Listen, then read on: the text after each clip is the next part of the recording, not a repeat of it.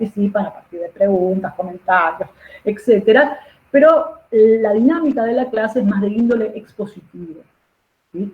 La diferencia entre teórico y teórico-práctico no es en cuanto a dinámica de clase, sino en cuanto a eje temático. Van a ver que en los teóricos ustedes van a abordar principalmente el eje socioeconómico y el eje de las mentalidades, lo que llamamos el eje de las mentalidades o cultura, ¿se entiende? Esos son los ejes principales que ustedes van a abordar en teóricos. En relación a teóricos prácticos, repito, la dinámica no difiere mucho de teóricos, pero sí el eje temático. En teórico práctico, ustedes van a analizar más bien el eje político. Y cuando hablo de eje político, me refiero a relaciones, es decir, de qué manera se justifican esas instituciones y esas prácticas políticas. ¿Se entiende esto? ¿Vamos bien hasta acá? ¿Se entienden las diferencias entre teórico y teórico práctico? Bien. En relación a prácticos, ¿cuál es la particularidad de prácticos? Bueno, en prácticos se ve todo tipo de tema, pero o sea, en ese sentido van a ver que hay temas que se repiten con teórico práctico y con teórico, pero lo que cambia fundamentalmente en prácticos es la dinámica de la clase. ¿Por qué? Porque el centro del práctico es el análisis de las fuentes. Repito, el centro de prácticos es el análisis de las fuentes. El cuatrimestre anterior, como tuvimos una virtualización forzosa muy rápida que no nos permitió prepararnos con el debido tiempo, las fuentes las usamos de manera más bien ilustrativa. Pero este año los encuentran en el análisis de fuentes. O sea, que no lo vemos como mero ejemplo, ¿sí? Sino que vamos a analizar las fuentes y de las fuentes tratar de reconstruir todos los conceptos, ¿sí? Y aspectos que vemos en la bibliografía de la clase. Este es un ejercicio al cual le vamos a dar mayor espacio y por ende va a entrar este tipo de ejercicio en los parciales, el examen, el análisis de fuentes. Es importante esto. El análisis de fuente constituye el oficio del historiador. Y la fuente no hay que verla como una mera ilustración, ¿sí? De un proceso histórico. Si a una fuente es un testimonio del pasado, una huella del pasado, un testimonio de la época que estudiamos, hay que hacerle preguntas, ¿sí? ¿Quién escribió la fuente? ¿En qué contexto? ¿A quién estaba dirigida? ¿Qué dice la fuente? ¿Qué no dice la fuente? Esa fuente. ¿Se entiende? O sea, nosotros somos una especie de Sherlock Holmes, ¿sí? Investigando esos testimonios del pasado, ¿sí? Contrastando una fuente con otras, y fuentes de distintos soportes. Van a ver que a lo largo de la materia vamos a analizar fuentes que son, por ejemplo, documentos escritos oficiales, o documentación escrita no oficial, por ejemplo, una crónica de algún actor en particular, alguna carta, ¿sí? Distintos tipos de fuentes escritas que no son oficiales, que no son emitidas por el Estado. También vamos a ver fuentes audiovisuales, ¿sí? Películas, canciones. Vamos a ver, iconografía también, fuentes de tipo iconográfico, como por ejemplo pinturas, caricaturas o pósters en el caso de la Primera Guerra Mundial, ¿sí? Hay distintos tipos de fuentes y a todas las fuentes las debemos abordar, ¿sí? Haciéndole preguntas. No dejemos que la fuente hable por sí misma, sino que indaguémosla, convirtámosla en objeto de indagación. Eso es importante. En cada práctico, entonces, vamos a trabajar las fuentes y nos vamos a encontrar a través de encuentros sincrónicos que están contemplados en el cronograma. Ahora yo les voy a mostrar el cronograma, voy a parar y voy a mostrar esto, no se preocupen. También, para cada clase, ustedes tienen audios explicativos y PowerPoints, ¿sí? Entonces es importante que antes de la clase ustedes lean la bibliografía, escuchen el PowerPoint y los audios, porque la clase de práctico va a estar centrada en el análisis de las fuentes y obviamente en responder consultas. En los encuentros sincrónicos de teórico práctico y de teórico, ustedes no van a tener una clase expositiva, sino que va a ser solo un espacio de consulta. ¿Sí? Esto es importante tenerlo en cuenta. Por eso, vayan con las lecturas al día. Si es importante que vayan con las lecturas al día, ustedes tienen un cronograma y detrás en el programa les indican las lecturas para cada clase. Paro acá un poquitito, ¿sí? Y preguntas, dudas o consultas hasta acá. Ahora voy con el tema de la evaluación. ¿Vamos bien hasta acá? ¿Estamos bien todos? ¿Sí? Vamos con la evaluación, entonces, que esto es importante, y las fechas. El régimen de la materia es de promoción directa para aquellos que opten por la promoción directa. No es obligatorio optar por la promoción directa. ¿Qué implica la promoción directa? Bueno, en principio un régimen de asistencia del 80% en los encuentros y las clases pautadas. Y sobre todo, bueno, a prácticos, los teóricos no son obligatorios, pero recomendación, son imprescindibles. Vayan, porque tratan otro tema económico, otro eje temático que es el socioeconómico, de mentalidades, así que los teóricos son imprescindibles, teórico-prácticos y prácticos. En los tres tipos de clase hablamos de distintos ejes temáticos, muchas veces distintos textos. En principio, las primeras unidades, la unidad 1 y la 2, las distintas clases están bastante integradas entre sí y seguimos un mismo registro espacio-temporal, pero más adelante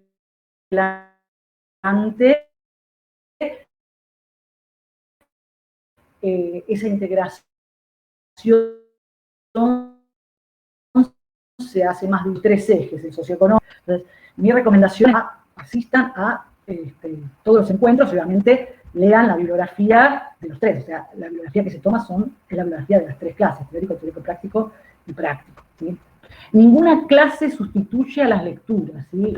Ustedes cuando vayan a rendir examen, se les va a subir un modelo de parcial y van a ver que las preguntas se toman a partir de temas y de autores. Muchas veces se hace hacer dialogar autores entre sí, por ende ustedes tienen que manejar, bueno, qué autor estudia qué cosa y a partir de qué texto. Y atención con esto. Es necesaria una lectura intensiva. Con una lectura no basta. ¿Sí? Una primera lectura, ustedes tienen que hacer un subrayado de la materia, ¿sí? Luego ir a clase, ver en qué ejes hacemos énfasis, ver la guía de lectura, ver qué ejes son los principales de cada texto, volver al texto, hacerse un resumen, un cuadro sinóptico, grábense, hagan lo que quieran, pero saquen la información de los textos. Es tanta la bibliografía que es necesario que ustedes identifiquen, seleccionen lo relevante de lo no relevante, lo extraigan, lo relevante en el sentido del relato de la materia, lo extraigan y lo plasmen en un resumen, en un cuadro sinóptico, si saquen la información de los textos, háganse, si no, eso, notas al margen, pero no dejen la información en el texto. Bueno, repito entonces, al comienzo del cuatrimestre las tres clases tienen un núcleo común, pero en las unidades siguientes la integración debe ser hecha por los alumnos, sobre todo en la unidad 3 y en la unidad 4. Se recomienda entonces una lectura intensiva, 2 o 3 veces cada texto, ¿sí? Hagan cuadros sinópticos, hagan resúmenes, utilicen las guías de lectura. Ahora les voy a mostrar dónde están las guías de lectura. En el aula virtual, en el campus de Filosofía y Letras, ustedes van a encontrar el programa, las guías de lectura, la bibliografía, las fuentes, ¿sí? El cronograma con los encuentros sincrónicos y temas a desarrollar en cada clase, sugerencia de películas, sugerencia de novelas, modelos de pregunta de parcial que se van a subir una semana antes del parcial, así que estén atentos, yo les voy a avisar. ¿Cuáles son las fechas de los parciales? Y ahora pasamos a bucear un poquitito en el campus. Las fechas de los parciales. Para promocionar la materia, ustedes tienen que rendir 2 parciales y un coloquio. Los 2 parciales son parciales domiciliarios, ambos en modalidad virtual. El primer parcial, ¿sí?, va a tener lugar entre el 7 al 9 de mayo. Repito, del 7 al 9 de mayo, el primer parcial. Se publican las consignas el día 7 y ustedes tendrán hasta el día 9 para entregarlo a través del campus. El segundo parcial, la fecha es del 4 al 6 de junio. 4 al 6 de junio. Y aquel que promocione deberá, o que aspira a la promoción, deberá aprobar los parciales, ¿sí? Entre ambos parciales sacar un promedio de 7 que lo va a habilitar a presentarse en un coloquio. El coloquio, ¿sí? Es otra instancia de la cual ahora voy a hablar más detalladamente. Primero vamos a los que no promocionan la materia. Quienes promocionan la materia tendrán que obtener en las 3 instancias de evaluación, primer parcial, segundo parcial y coloquio, un promedio de 7 o más puntos. Quienes aprueben la materia, pero que no promocionen, o sea, quienes regularizan la materia, son aquellos alumnos que se sacan entre los 2 parciales, ¿sí? Primer y segundo parcial, un promedio entre 4 y 6 puntos. Quienes no aprueban la materia, ¿sí? Tienen un promedio inferior a 4, ¿sí? 3, 2, 1. En ese caso, se deberá recursar la materia o bien rendirla en calidad de libre, en condición de libre. Si ustedes regularizan la materia, tienen varias instancias de final, varios llamados de finales para rendir el final de la materia a lo largo de 4 años. Llamados en general son en mayo, septiembre, diciembre, marzo. Están contempladas las fechas de los finales en el calendario académico de la facultad. Para el primer llamado, inmediatamente posterior al que ustedes cursan, o sea, el de julio ustedes no se pueden presentar, sí lo deben hacer a partir del siguiente, que es el de septiembre, o en los llamados sucesivos. ¿Sí? Si lo hacen en los llamados posteriores al primer llamado, deben anotarse previamente para rendir el final. Tema recuperatorio y paro para las preguntas. Solo se puede recuperar uno de los 2 parciales por nota desaprobada o ausente con el debido certificado médico o certificado de trabajo. El recuperatorio de ambos parciales es el día 24 de junio, o sea, ustedes ven que es a fin del cuatrimestre. Por ende, traten de no ponerse ustedes en la situación de rendir ambos recuperatorios, poner a final del cuatrimestre, porque va a ser caótico. En caso de que, por ejemplo, no sé, desaprobaron uno, en el otro están ausentes por cuestiones, ¿sí?, de enfermedad, ¿sí? Ahí se les juntan 2 recuperatorios al final del cuatrimestre y no es lo ideal. Para acceder al recuperatorio, igual uno de los 2 parciales tiene que estar aprobado, ¿sí? 4 y 2, recupero el 2. La nota de recuperatorio reemplaza la nota del parcial, ¿sí? Hablo del coloquio ahora, brevemente, es un poco lejano en el tiempo, pero menciono algo del coloquio. ¿Preguntas, dudas o consultas hasta acá, estimados? ¿Dudas, preguntas o consultas de parciales? ¿Los parciales en qué consisten? Básicamente son parciales a desarrollar. Depende de la complejidad de las preguntas, son 2 o 3 preguntas. Por ejemplo, el primer parcial en general son 3 preguntas, uno de teórico, otro de teórico-práctico, otra de práctico. Y la de práctico incluye el análisis de fuentes. Además de la bibliografía, el análisis de fuentes. Ya en el segundo parcial, que tiene un aire más de integración, porque la idea es que ustedes vayan ejercitando esa integración de temas y autores, preparándose para el coloquio, puede haber en el segundo parcial 2 preguntas de mayor complejidad, en tanto que lo que se espera es que ustedes pongan en diálogo 2 autores o 2 procesos históricos entre sí, e incluyan también el análisis de fuentes. ¿Sí? Por ejemplo, esto que mencionaba al principio, una típica pregunta de parcial más integrador de tipo de segundo parcial es, bueno, explique las vinculaciones del proceso de industrialización entre Europa y los Estados Unidos a partir de los textos de Killick y Hobsbawm, como por ejemplo, ¿no? E incluya en la consigna las fuentes de los tratamientos, no sé, ¿se entiende? Algo así. Eso sería más una pregunta típica del segundo parcial, donde se espera que se vaya ejercitando esto de la integración, que es lo que caracteriza al coloquio. Profe, dice Gabriel, esperen que acá no está Gabriela, perdón, Gabriela Coronel. Profe, no llegué a escuchar bien, pero en los parciales se toma la bibliografía de las 3 clases, ¿no? Sí. Yo erróneamente dije, porque cuando es presencial hay ciertas clases que no son obligatorias, chicos, acá son todas obligatorias, realmente la virtualidad, no me hagan caso de eso, o sea, formalmente para la toma de asistencia no es obligatoria, pero todas las clases son obligatorias, todos los temas de las clases van a entrar a los parciales, escuchen todos los temas y lean todos los textos de todas las clases, sí, exactamente. ¿Dudas, preguntas o consultas? ¿Voy al coloquio, estimados? ¿También? ¿Vamos bien? ¿Sí? Coloquio. ¿En qué consiste el coloquio para promocionar la materia? Bueno, si ustedes tienen un promedio de 7 o más puntos entre ambos parciales, van a poder acceder al coloquio.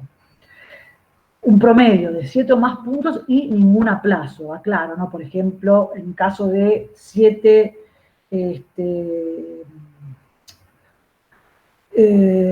por ejemplo, de un 10 en un primer parcial y un 3 en el segundo parcial, ustedes ven que el promedio da 6,5, se sube a 7, bueno, en ese caso no van a poder acceder al coloquio porque tienen un aplazo en uno de los parciales, un 3, ¿entienden? Entonces, para ir al coloquio tienen que tener promedio de 7 o más puntos y ningún aplazo en los dos parciales.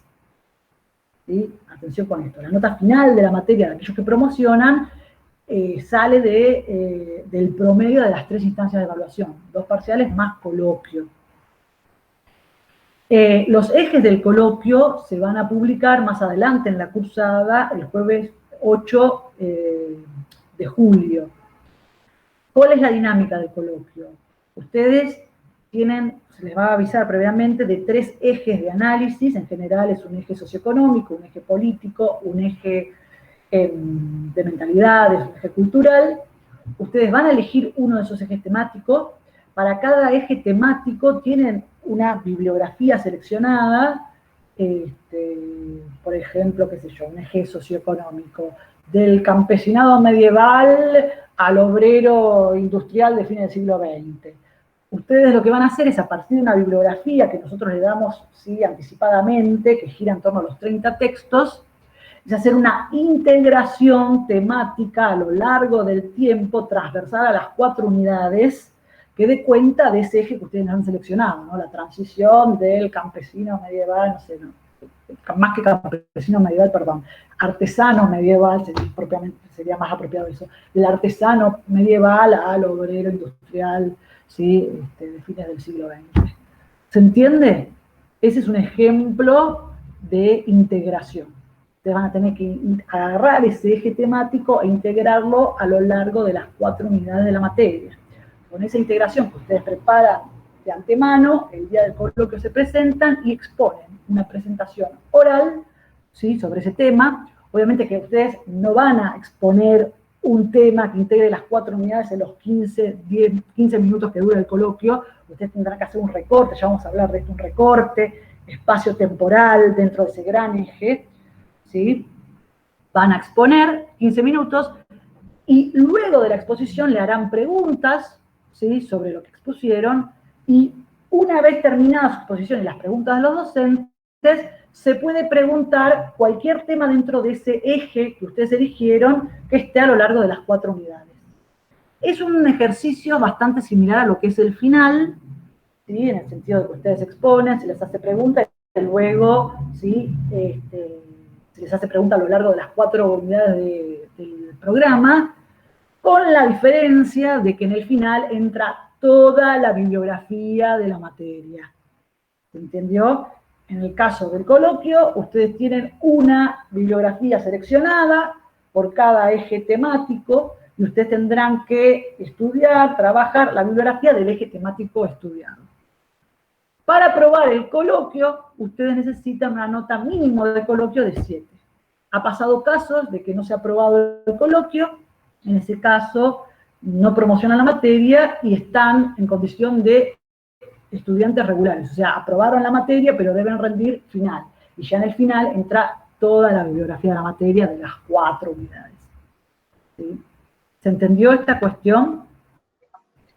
Profe, una consulta, Sí. Cintia, buenas tardes. Se me trabó justo un poco la compu en el momento que estabas explicando lo del coloquio. No me quedó en claro si se elige un solo tema o se tiene que elegir un tema por eje temático.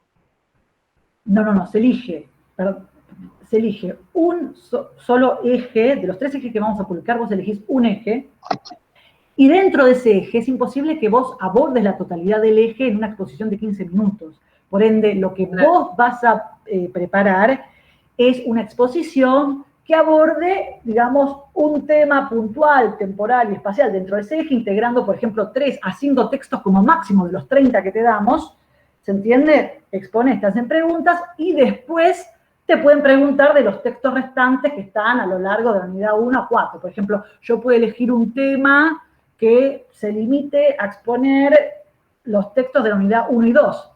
Está bien eso, porque en 15 minutos no podés hablar de todo ese eje temático del siglo V a la actualidad. Pero luego, en la sección preguntas, sí te pueden ir paseando por las distintas unidades. ¿Se entiende? Ya no se preocupen, que cuando lleguemos a esa instancia, yo siempre lo que hago es traer ejemplos de otros cuatrimestres para que más o menos vean qué es lo que se espera de ustedes en esa instancia de coloquio. Ahora suena como avasallante, pero cuando lleguemos más al final del cuatrimestre, vamos a ir afinando bien, bueno, qué se espera del coloquio. El final, que ustedes también al final de la cursada van a tener clases destinadas a la dinámica, a la modalidad de final, es la siguiente.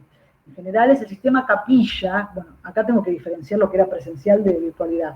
Cuando era presencial, los finales son con sistema capilla. ¿Qué significa? Ustedes vienen con toda la bibliografía estudiada de las 4 unidades. Ustedes presentan la libreta, primero se anotan en la lista, en orden de llegada, los que van a rendir ese día. Cuando lo llaman, presentan la libreta, y cuando vos le das la libreta al profesor, el profesor te asigna un tema, qué sé yo, absolutismo. Entonces ustedes se van, tienen 40 minutos para consultar sus apuntes, sus resúmenes, etcétera, y armar una presentación del tema absolutismo, que es el que te dieron como tema de capilla. ¿Sí? Durante 40 minutos, en general son los 40 minutos que está rindiendo otro compañero final. Una vez que se terminan esos 40 minutos, vos te sentás en la mesa de examen, frente a los docentes, exponés el tema que te tocó en capilla, te hacen preguntas sobre ese tema, y una vez liquidado el asunto, se pasa a preguntas de cualquier tema, de cualquiera de las 4 unidades dentro del programa. Esa es la dinámica del final. Está muy bien, Marisol, está muy bien, chicos. Si tienen problemas de conectividad y tienen que apagar la cámara, no hay problema, apáganla. Lo entiendo, a mí también me pasa. ¿Qué estaba diciendo? ¿Cómo es la modalidad virtual el final? Hasta ahora la modalidad virtual ha obligado a cambiar un poco la dinámica, en el sentido que nosotros con anticipación le damos el tema. O sea, unos días antes de que ustedes se presenten a rendir el oral, ya saben el tema que tienen que preparar. Por ejemplo, nazismo. Entonces ustedes preparan el tema de nazismo con la bibliografía pertinente del programa, y ese día, en la mesa de examen, ustedes exponen ese tema que le asignaron. ¿Sí? O sea, la diferencia con el final presencial era que el mismo día que ustedes llegaban a rendir final, en ese momento se enteraban cuál era el tema que debían preparar en su presentación oral. ¿Se entiende? En el caso de los finales virtuales, nos vimos obligados a darles a conocer con anterioridad el tema que ustedes deben preparar como primer tema a exponer durante el final. El final se aprueba con 4. Menos de 4, examen aplazado, vienen a otro llamado y rinden el final en otro llamado. ¿Sí? Pero bueno, para eso falta todavía. Pero bueno, está bueno anticiparlo ahora en la presentación, las indicadas de cursada. ¿Dudas, preguntas, consultas al respecto? ¿Estamos bien? ¿Se entendió? Esto de los parciales, las fechas, ¿estamos bien? ¿Seguimos? ¿Cuál es la fecha de coloquio? Bueno, ahora vamos a ver el cronograma. Bueno, el 8, sí, exactamente, el 8 de 7 viene, Anto, el 8 de 7 es el coloquio. Ahora yo les voy a mostrar dónde ven todas estas cuestiones. Voy a compartir pantalla, ¿sí? Ustedes me dirán si se ve bien.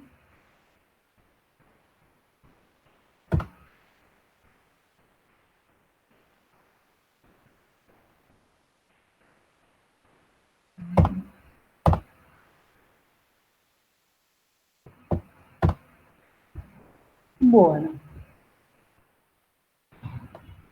¿Se ve la pantalla, chicos? Me avisan que yo ya no los veo a ustedes. Sí, ahora se ve. Ahí está. Bueno, perfecto, ahí estamos. Bueno, para aquellos que no son tan mucho con la tecnología como yo, ¿sí?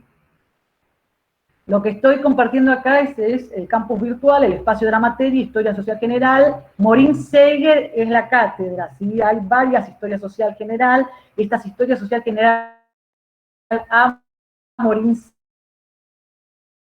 Seger, ¿sí? Primer cuatrimestre 2021.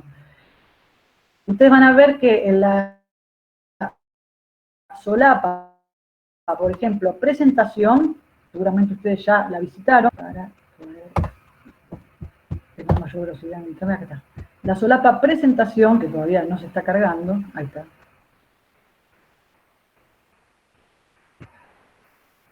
En la solapa presentación tenemos, bueno, un mensaje de bienvenida, noticias de la cátedra, donde se van a publicar alguna novedad que tenga que circular entre los alumnos.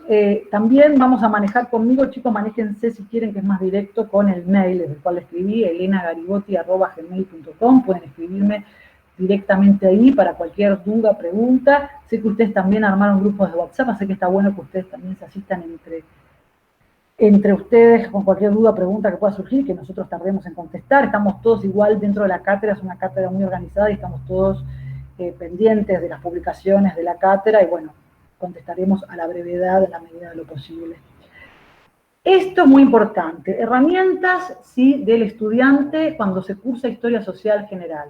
Estos dos son herramientas que ustedes tienen que ya descargar, tener consigo. Yo ya las descargué, voy a mostrarlas acá. Programa. El programa de la materia. Es importantísimo que ustedes ya descarguen el programa de la materia, porque el día de mañana, cuando ustedes, si ustedes cursan, regularizan la materia, pero no promocionan la materia y tienen que rendir final, tienen que venir a rendir el final con el programa de la materia. ¿Por qué? Porque la bibliografía se actualiza año a año, entonces para que los docentes le pregunten sobre los temas, los textos que ustedes estudiaron, es importante que al momento de rendir final vengan con el programa del año en que ustedes cursaron y aprobaron la materia. Acá en el programa ustedes van a ver, lo paso rápido, pero es fundamental que ubiquen dónde está la información importante, fundamentación y descripción, que la vamos a pasar de largo, objetivos de la materia, contenidos. Acá están los contenidos mínimos, ¿sí?, por cada unidad. Unidad 1, la sociedad medieval.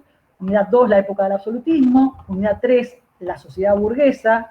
Unidad 4, el siglo XX, son las 4 unidades del programa de la materia. La bibliografía por cada unidad. Ahora, lo que yo recomiendo es que bajen al programa, al fondo, bien al fondo, atrás de todo. Acá me pasé yo. No, seguimos acá. Bajen bien al fondo del PDF. Disculpen, no vean si se marean, pero es importante llegar al fondo. Bueno, acá tenemos otras cuestiones importantes del programa, cómo se organiza la materia, modalidades de trabajo y las condiciones de evaluación de la materia, pero seguimos bajando, que lo que me interesa está más abajo. Recomendaciones de la materia, muy bien. Acá estamos. Esto es importantísimo. Distribución de lecturas obligatorias por clase, ¿sí? Entonces acá tienen, en primer lugar, las clases teóricas, el listado. La semana 1 de teóricos, por ejemplo, fue la semana pasada. Ustedes tenían para leer el texto de Wickham y de Breuil, La sociedad y la economía. Esta semana en teóricos ya están en la semana 2, el texto de Duby, de Bayet y de Romero, y de Legoff. ¿Sí? Bajamos, acá tienen todas las clases por semana, ¿sí?, qué lecturas tienen para las clases de teórico. Luego tienen las clases teórico-prácticas, lo mismo. La semana pasada no hubo clases, como el caso de práctico. Esta semana, estas son las lecturas de teórico-práctico. Y si bajamos, tenemos también el listado de las lecturas de las clases prácticas, que van a ver, por ejemplo, como la primer clase de práctico, texto de Wickham, de Breuil, son textos que ya vieron ustedes la semana pasada en teóricos. A esto me refería cuando mencionaba que las primeras clases de la materia estamos entre teórico, teórico-práctico y práctico integrados entre sí, con muchos, explorando temas que muchas partes se superponen, aunque enfatizando en cada clase distintos aspectos. ¿Se entiende esto? Este es el programa de la materia. El programa de la materia, que se ha convertido en su mejor amigo desde el día de hoy, está acá en la solapa presentación del campus. Y el otro mejor amigo de ustedes va a ser el cronograma de clases hasta fin de cuatrimestre. Hacen clic, lo descargan, yo acá ya lo tengo descargado. Este es el cronograma de la materia. Vamos a checar esto.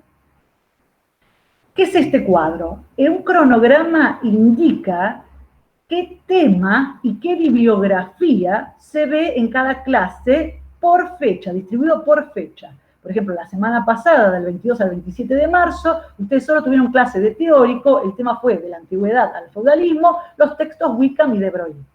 Esta semana ustedes tuvieron en teórico van a tener, todavía no tuvieron lugar, tampoco los teóricos, porque en la modalidad octava tampoco tiene lugar, pero por ejemplo, la sociedad feudal e iglesia, con los textos de Duvid, Bachet, Romero, Legoff y algunos documentos de iglesia medieval.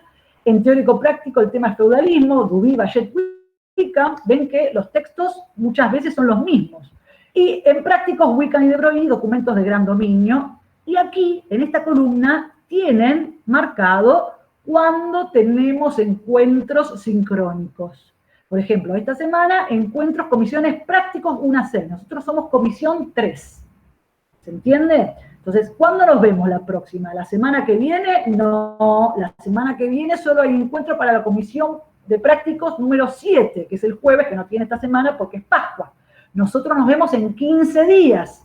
Encuentro en los 3 tipos de clases. No solo van a verme a mí dentro de 15 días, sino van a tener los encuentros con teórico y teórico prácticos, que son espacios de consulta y cuyos links se van a publicar a través del campus. ¿Se entiende? Más o menos la periodicidad en la que nos vemos son 15 días.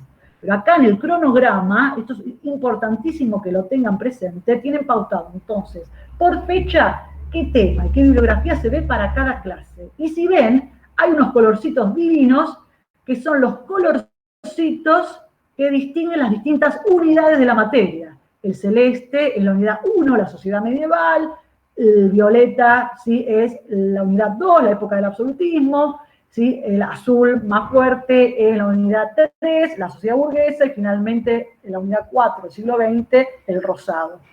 Acá también tienen las fechas importantes en el cronograma. Primer parcial, del 7 al 9 de mayo. Segundo parcial, del 4 al 6 de junio. Los recuperatorios, el 24 de junio. Coloquio, 8 de julio. ¿Se entendió esto, estimados? ¿Vamos bien? ¿Preguntas, dudas o consultas? Espero. A ver, voy a abrir el chat. Ay, ya no sé ni dónde está el chat. Acá estamos. ¿Estamos bien? Gracias. ¿Estamos bien? ¿Dudas, preguntas, consultas de esto? ¿Vamos bien con esto? ¿Sí, no? Sí, sí. Gracias. Bien. Seguimos entonces explorando el campus. Se compartió la pantalla, están viendo lo que yo veo, ¿no? El campus de la materia. Sí. Bien. Tenemos entonces presentación de la materia. Este es el audio muy breve de 10 minutos, donde Alejandro Morín presenta la materia, las indicaciones generales, también muy breve, unos 10 minutos, donde habla de las formas de evaluación y regularización de la materia. ¿Lo han escuchado? ¿Han escuchado estos 2 audios? Sí. Bueno, bien, son claros. ¿Dudas, preguntas de alguno de los contenidos de estos 2 audios? ¿Está todo claro? Todo claro, profe. Perfecto. Disculpe que soy tan reiterativa y voy lento, pero es importante porque es mucha información y entiendo que no es la única materia que cursan, sino que cursan varias con modalidades distintas, además de trabajar, tener una vida, familia, perro, lo que sea. Bien, en la solapa presentación, otra herramienta importantísima son las guías de lectura. Van a ver que tiene una guía de lectura por cada una de las unidades. Yo bajé una guía para que ustedes vean en qué consisten las guías. A ver, la guía de lectura, ustedes no la tienen que hacer para entregarla a los profesores, es una herramienta que los ayuda a ustedes a identificar los principales ejes de cada uno de los textos o de las fuentes. Hay guías de lectura para las fuentes y para la bibliografía.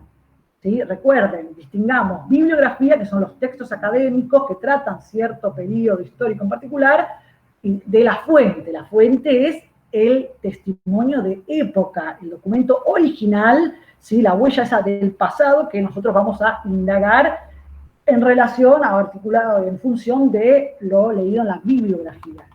Tienen, por ejemplo, vean acá, no son preguntas las guías de lectura, sino que son ejes temáticos. Por ejemplo, ¿qué tenés que ver del documento sobre gran dominio carolingio? Bueno, el primer punto que tenés que ver es la estructura del gran dominio. Tipos de manso, diferencias de hábitat, diferentes obligaciones de colonos y esclavos. ¿Qué tenés que ver del documento 2, el edicto de Pitre? Bueno, tenés que ver el tema de la compra-venta de mansos y administración de los dominios, la doble condición del manso. ¿Se entiende? O sea, al principio de cada guía, ustedes tienen los ejes más relevantes a analizar en cada una de las fuentes, pero luego, pasamos las fuentes de la unidad, tenemos ya las guías de lectura por cada texto de la bibliografía. Por ejemplo, acá el texto de Jérôme Bachet, La civilización feudal, bueno, el capítulo La feudalidad y la organización de la aristocracia, tenés acá un punteo de los temas centrales de cada texto, ¿sí? Por eso también recomiendo que descarguen las guías de lectura, no para que las hagan, sino para que, una vez leído el texto, ustedes lean la guía de lectura y vean si lo que ustedes captaron como más relevante coincide con los ejes explicitados en la guía. ¿Se entendió esta cuestión? ¿Se entendió el uso de las guías? Sí, sí. Bien, bien. Sí, sí. Veo el chat a ver si hay algo más. Sí, profe, bien. Vamos acá. Seguimos en el campus. Seguimos en el campus. Después de las guías, otros materiales disponibles, tenemos acá otro archivo que es muy importante, que también recomiendo que lo vean, que se llama Indicaciones para el trabajo con fuentes. Yo también ya lo descargué para que lo vean. Y es muy breve, es una carillita donde habla acerca del método de indagación por parte de ustedes hacia las fuentes documentales. Ven acá, por ejemplo, cuando tenemos una fuente, que es el insumo central del oficio del historiador, tenemos que hacerles preguntas, ¿no? ¿Y cuáles son esas preguntas? Por ejemplo, esta, ¿qué tipo de fuente es la que tenemos enfrente? ¿Es una novela histórica, un documento oficial, un ensayo político, una canción? Luego ver, bueno, ¿y quién es el autor? ¿Sí? ¿Cuándo escribo y dónde? ¿Bajo qué circunstancias? ¿A qué público está dirigida esa fuente? ¿Qué información nos brinda esa fuente y cuál no? ¿Qué es lo que no nos dice la fuente? ¿Sobre qué situación trataba de incidir el autor de la fuente? ¿Se entiende? Este es el trabajo que ustedes tienen que hacer con cada uno de los documentos o fuentes que vamos a trabajar en prácticos, ¿sí? Nosotros hoy lo vamos a hacer con dos documentos, el Políptico de Saint-Germain-des-Prés y el Edicto de Pitre, pero ustedes luego lo van a tener que hacer en sus casas. ¿Por qué? Porque el tiempo en cada encuentro sincrónico de práctico no nos va a permitir analizar cada fuente en detalle. Nosotros vamos a seleccionar algunas fuentes que consideramos más relevantes para explicar determinados temas y vamos a focalizarnos en algunas fuentes. Pero ustedes tienen que hacer este ejercicio, todas estas preguntas se las tienen que hacer a las fuentes de prácticos y tienen que agarrar la fuente y machetearla en el sentido de escribirla, marcarla, hacerle círculos, ¿sí? Contestar la pregunta, bueno, ¿quién es? ¿Dónde la escribió? ¿A quién está dirigido? ¿Qué me dice? ¿Qué no me dice? Este es un trabajo importantísimo que tienen que ustedes llevar a cabo y que, bueno, vamos a hacer hoy como ejemplo en el encuentro sincrónico de hoy, ya en breves minutos, porque se nos pasa, si no, toda la clase y no vamos a ver la fuente. Volvemos por último al campus, y ya termino con esto. Además de las indicaciones para el trabajo de fuentes, tienen cronologías para la historia de Inglaterra, de Rusia, de Francia. Tienen también un listado con sugerencias de novelas y películas por cada unidad, mapas históricos y otros enlaces considerados de interés. Esto es la solapa presentación de la materia, y luego ustedes tendrán que ir a cada semana para bajar y descargar la bibliografía de cada clase. Por ejemplo, semana 2, que es la que estamos ahora, semana 2, voy bajando, ven, semana 2, estamos en la unidad 1, la sociedad feudal. Bueno, entonces veo, bueno, ¿qué se va a ver en las clases teóricas? En las clases teóricas se van a ver estos textos, más esta fuente. La bibliografía está acá para descargar, hacen clic y descargan. Y material completo, bueno, tienen además el punteo, que es el PowerPoint de esta clase, y el audio, ¿sí? El audio que, ¿dónde está el audio? Acá está. El audio en 3 partes, más mapas, ¿sí? Que menciona el profesor Alejandro Morín en los audios de la clase.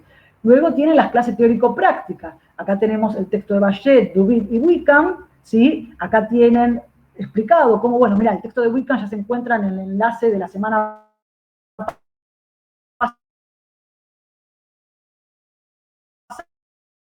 pasada, de la semana 1, los textos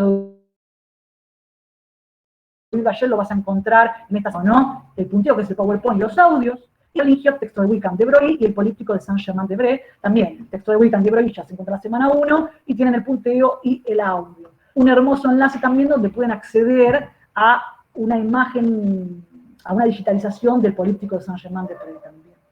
No lo voy a abrir en este momento, porque quiero avanzar con la fuente. ¿Se entendió, estimados, entonces? ¿Dudas, preguntas, consultas? Perfecto todo, profe. ¿Todo claro? ¿Cómo nos manejamos en el campus? Somos bastante obsesivos todos, tratamos de ser organizados, pero bueno, siempre puede haber algo para mejorar, así que cualquier sugerencia, pregunta, duda, consulta, no duden en decirnos. Dudas, preguntas, consultas, más de tipo parroquiales, organizativos, algo, si no avanzamos al tema de hoy. ¿Todo bien? Veo que está todo bien. Bien. Sí, todo súper claro. Pero perfecto, bueno. Yo voy a compartir en pantalla entonces la fuente de la clase de hoy para analizarla entre todos. Este trabajo que vamos a hacer hoy no lo vamos a poder hacer en todas las clases porque, como dije anteriormente, son fuentes más largas y más numerosas. Hoy nos permite, como es solo una carilla de PDF, las dos fuentes, trabajarlas en conjunto de manera detallada, pero el próximo encuentro sincrónico, donde nosotros vamos a trabajar algunas fuentes del práctico 2 y el práctico 3, yo les voy a mandar el mail, ¿sí?, con toda la información detallada, de qué fuentes vamos a trabajar específicamente en el encuentro sincrónico. Yo necesito que ustedes las lean y las trabajen con anterioridad y que vengan con dudas, consultas de las fuentes que no trabajemos más en profundidad ese día del encuentro sincrónico, ¿sí? Bien, vamos a poner para compartir pantalla el documento de hoy, porque vamos a trabajar con este documento. Este es el documento de la clase de hoy, documento sobre gran dominio carolingio, ¿sí? El tema de la clase de hoy es el gran dominio carolingio. La bibliografía, o sea, los textos que ustedes tienen que leer para entender esta fuente y analizarla, es el texto de Broglie, la economía, y Wickham, la sociedad. Las fuentes de la primera clase práctico es esta primera fuente, que es el políptico de la abadía de Saint-Germain-des-Prés del año 820, ¿sí?, y el edicto de Pitre del año 864. Vamos entonces a empezar a hacerle preguntas a la fuente. La primera pregunta que tenemos que hacer es, ¿qué tipo de fuente es? ¿Qué tipo de fuente es esto que estamos viendo ahora? Un tema que ubicamos en la unidad 1 de la materia, la sociedad feudal. Vamos, ¿qué tipo de fuente es? Vamos, estimados, ¿qué tipo de fuente es? Participen. Háblenme con el micrófono porque no estoy viendo el chat. Los que pueden, por favor, háblenme en el micrófono, léanme lo que dice el chat. ¿Qué tipo de fuente es?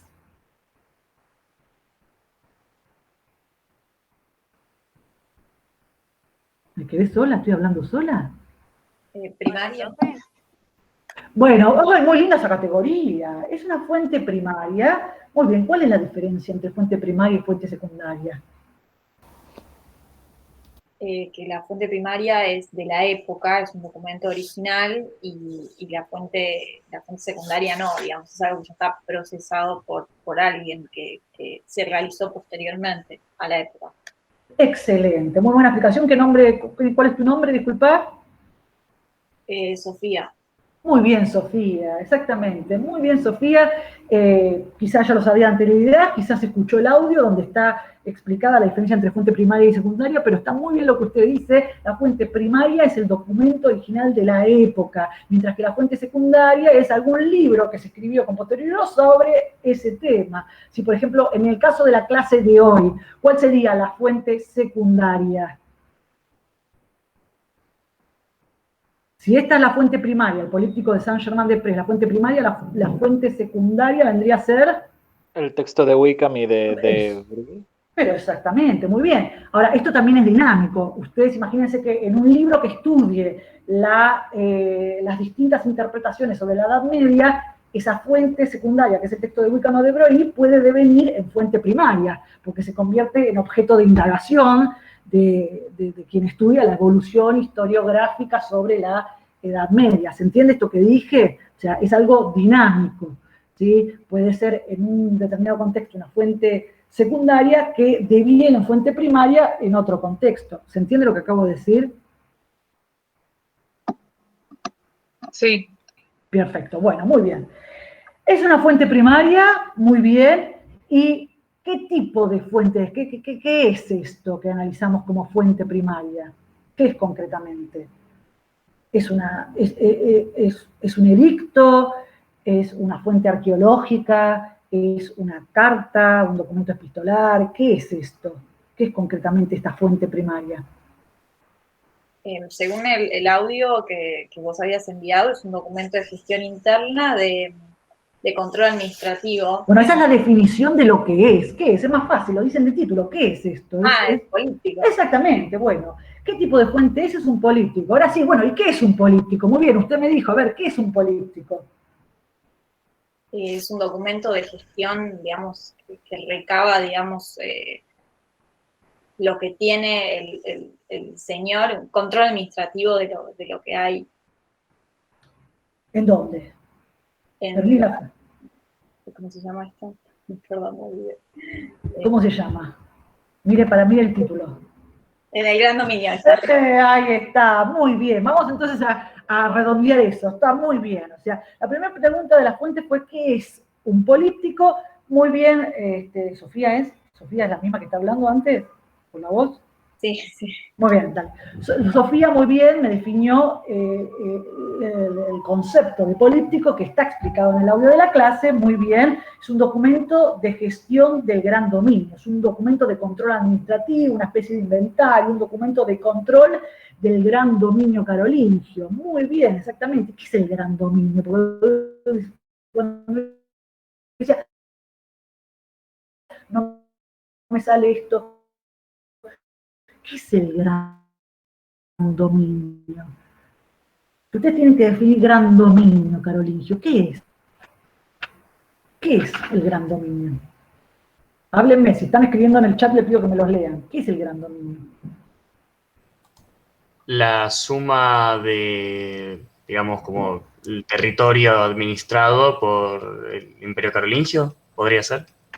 Bueno, está muy bien la definición. Vamos a decir más sencillamente que es una gran explotación rural, ¿sí? Vamos a decir, esa gran explotación rural puede ser continua o dispersa. En general es dispersa, ¿sí? Y cuyo antecedente se remonta a la famosa Huila latina. Huila se escribe villa en itálica porque es una locución latina. La famosa Huila, ¿sí? Latina, que remite a la idea de latifundio, ¿no? La idea de una gran explotación rural, ya sea aristocrática o eclesiástica, y vean el adjetivo que acompaña al gran dominio como categoría analítica, ¿no? La palabra gran dominio es una categoría analítica de los historiadores para dar cuenta de estas grandes explotaciones rurales. ¿Durante qué época? Gran dominio, ¿durante qué época? Carlomagno. La época carolingia. Bueno, muy bien, durante la época carolingia. Acá dicen Carlomagno, muy bien, Imperio Carolingio. Estamos hablando de cuándo. Entonces, la otra pregunta, la fuente. ¿Cuándo tiene lugar esta fuente? En el siglo IX, después de Cristo. Muy bien, exactamente. Muy bien. En el siglo IX después de Cristo, a principios del siglo IX, ¿sí? Concretamente el 820, si bien Carlomagno es coronado como emperador en el año 800, fallece en el 814, pero lo sucede hasta el Tratado de Verdún. Es la unidad, digamos, más vasta, la unidad política más vasta en Europa, ¿sí? En la primera mitad del siglo IX, el Imperio Carolingio. Ustedes tienen un mapa en el PowerPoint que recomiendo ver. Entonces, muy bien, vean cómo ya empezamos a contestar preguntas. Bueno, ¿qué tipo de fuente es? Es un político. ¿Qué es un político? Es un documento de gestión interna del gran dominio. ¿Qué es el gran dominio? Una categoría de análisis de los historiadores de una gran extensión rural, ¿sí? Muchas veces dispersa, no contigua entre sí, ¿sí? Exactamente, ¿en manos de quién? En manos de una aristocracia, ya sea laica o eclesiástica. ¿Durante qué periodo? Durante el imperio carolingio, principios del siglo IX. ¿Y dónde es la pregunta? Preguntamos, ¿qué es, cuándo y dónde? ¿Dónde tiene lugar este ejemplo de gran dominio carolingio? Damos nada más el título. ¿Dónde tiene lugar? ¿Se escucha? Sí, se escucha. En Francia, Saint-Germain-des-Prés. Muy bien, y concretamente en Francia, estimado, porque Francia es muy, muy vasta. Sí. ¿Qué parte más? Imagino que es la Ile de France. Qué No me bárbaro, equivoco. qué pronunciación ¿Sí? hermosa. Sí, Muy bien. perdón. Exactamente, muy bien, Sí. caballero. ¿Su nombre? Alejo. Alejo, pero muy Sí. bien, exactamente. En este momento, en el siglo IX, está, digamos, en las afueras de París. Luego va a ser absorbido con París cuando París como ciudad crezca en tamaño, pero exactamente, este es el ámbito rural que rodea las inmediaciones de París. Saint-Germain-des-Prés, la abadía de Saint-Germain-des-Prés, estaba en las inmediaciones de la ciudad de París. En ese momento, un ámbito rural, ¿no? Exactamente, muy, muy bien. O sea que nos encontramos en el noroeste de Francia. Y esto es importante destacarlo y en el audio lo destaca también. El audio advierte cómo esta estructura del gran dominio carolingio no es propia de toda Europa, sino del noroeste de Francia, entre el río Loira y el río Rin. Porque lo que ustedes ven, por ejemplo, en textos como el texto de Wickham, es que en la Alta Edad Media, como se conoce el periodo que va del siglo V al año 1000, es la Alta Edad Media, la Alta Edad Media lo que existe es una diversidad, ¿sí?, de organizaciones políticas y socioeconómicas. O sea, esto que estamos viendo acá es una estructura socioeconómica que ubicamos en el noroeste de Francia, las inmediaciones de París. ¿Sí? Lo que es el caso particular de la abadía de Saint-Germain-des-Prés. Si estamos hablando de una abadía, ¿qué tipo de institución es? ¿Es un dominio, es un gran dominio en manos de quién? ¿De una aristocracia que es laica o eclesiástica? Es eclesiástica. Eclesiástica, muy bien, exactamente, perteneciente a la iglesia. Es una abadía, ¿qué significa? Es un monasterio cristiano dirigido por un abad, ¿sí?, bajo la regla benedictina, en este caso la abadía de Saint-Germain-des-Prés, del clero regular. Ustedes saben, esto lo vamos a ver más adelante, que el clero en la Edad Media se divide en clero regular o en clero secular. El clero secular es aquel que está más vinculado a lo mundano, que oficia las misas, los sacramentos. El clero regular es aquel más recluido en los monasterios, ¿no? Muy bien. Vamos a empezar a leer entonces la fuente para ir analizándola bien detalladamente e ir sacando de la fuente todo lo que hemos leído en los textos y escuchado en los audios en el PowerPoint. Necesito un voluntario que me lea nada más el primer párrafo. Un voluntario que lea el primer párrafo. Bueno, yo puedo leer. No sé. Dale. Bueno. El que quiera, Hay en sí. Villeneuve un manso. Sí, a ver, ¿arranco? Arranque, disculpe. Ok. Hay en Villeneuve un manso señor con habitación y otros edificios en cantidad suficiente. 172 parcelles de tierras arables en los que pueden sembrarse 800 mollos. Hay 91 aprendes de viñedo donde pueden cosecharse 1000 mollos. 166 arpendes de pradera donde pueden recogerse 166 carros de heno. Hay 3 harineros cuyos censos producen 450 mollos de grano. Otro no está sujeto a censo. Hay un bosque de 4 leguas de circunferencia donde pueden engordar 500 cerdos. Bueno, paramos ahí. Muchas gracias. ¿Su nombre? Gabriel. Gabriel. Muchas gracias, Gabriel. Entre todos, estimados, reparamos primero en esto. Villeneuve. ¿Qué es esto? ¿Qué es esto? ¿Qué es Villeneuve? ¿Dónde queda? ¿Por qué forma parte del gran dominio? ¿Qué les parece? ¿Cómo se conformó este gran dominio en tanto gran extensión rural? Bueno, Villeneuve es como el nombre de una localidad, asumo, Muy bien. que es como el nombre de una especie de poblado de la zona y justamente es el texto hace un, digamos, análisis de la capacidad rural que tiene la región, bueno, la zona sería específicamente Villeneuve, ya que es como una porción de tierras que compone el gran dominio de la abadía. Bien, muy bien. Bueno, nos quedamos con lo que dijo usted, es una localidad, exactamente. Villeneuve es un pueblo que en principio podía existir, digamos, por sí mismo, y que ha sido, digamos, absorbido por el gran dominio. ¿Cómo se conforman los gran dominios? ¿Cómo una extensión de tierra llega a constituirse como gran dominio?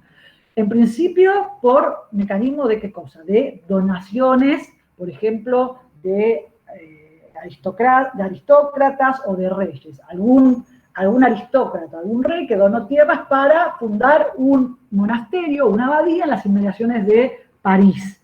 ¿Sí? Pero otra forma también de conformarse el gran dominio es una extensión y la absorción de pueblos. En este caso, muy bien, como indicó el compañero recién, Villeneuve es una localidad, era un pueblo en las cercanías de París, en un ámbito rural, que fue absorbido, ¿sí?, por un asentamiento, una localidad, ¿sí?, que fue absorbido por el gran dominio, exactamente, que ejerce la abadía de Saint-Germain-des-Prés. Dice, hay en Villeneuve un manso del Señor. ¿A qué se refiere con manso del Señor? ¿A qué categoría analítica corresponde, utilizada por los historiadores, esto de manso del Señor? ¿Cómo lo llamamos los historiadores, esta idea de manso del Señor? Cuando leen los textos de De Broglie o Wickham, ¿hacen referencia al manso de Señor? ¿Cómo lo llamamos? ¿Y no es el campesino libre o era el que estaba arriba de ese campesino? El que era Bueno, usted está hablando de los campesinos, pero mire, está muy bien lo que está conectando manso con campesino, lo cual está muy bien, pero acá habla de manso de Señor, acá no aparece ningún campesino. Sería una villa. Entonces, Una villa. bueno, digamos que la huila es la totalidad de todo. Digamos, dentro de la huila, ¿qué parte es esto del manso, manso del Señor? Villa de Cero. Villa ¿Qué como parte es? establecimiento. Está villa como establecimiento, pero dentro, a ver, ustedes los que escucharon el audio habrán escuchado que el gran dominio carolingio es una estructura bipartita. Bueno, esta es una de las partes que conforma el gran dominio carolingio. ¿Cuál de las partes es? Exactamente, muy bien. Manso del Señor, a lo que hace referencia, es a la reserva señorial. ¿Y qué encontramos en la reserva señorial? ¿Qué dice este primer párrafo? ¿Sí? ¿Qué hay en la reserva señorial? ¿Qué es lo que hay en la reserva señorial?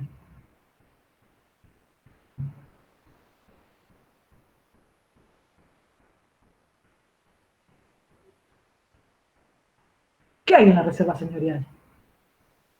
Puede ser que haya parcelas para que trabajen, digamos, los... Vamos en orden si les parece. Hay, por ejemplo, habitación, que es donde vive quién. ¿Dónde será esta habitación? Habitación y edificios. ¿Quién vive en la habitación y edificios de la reserva señorial?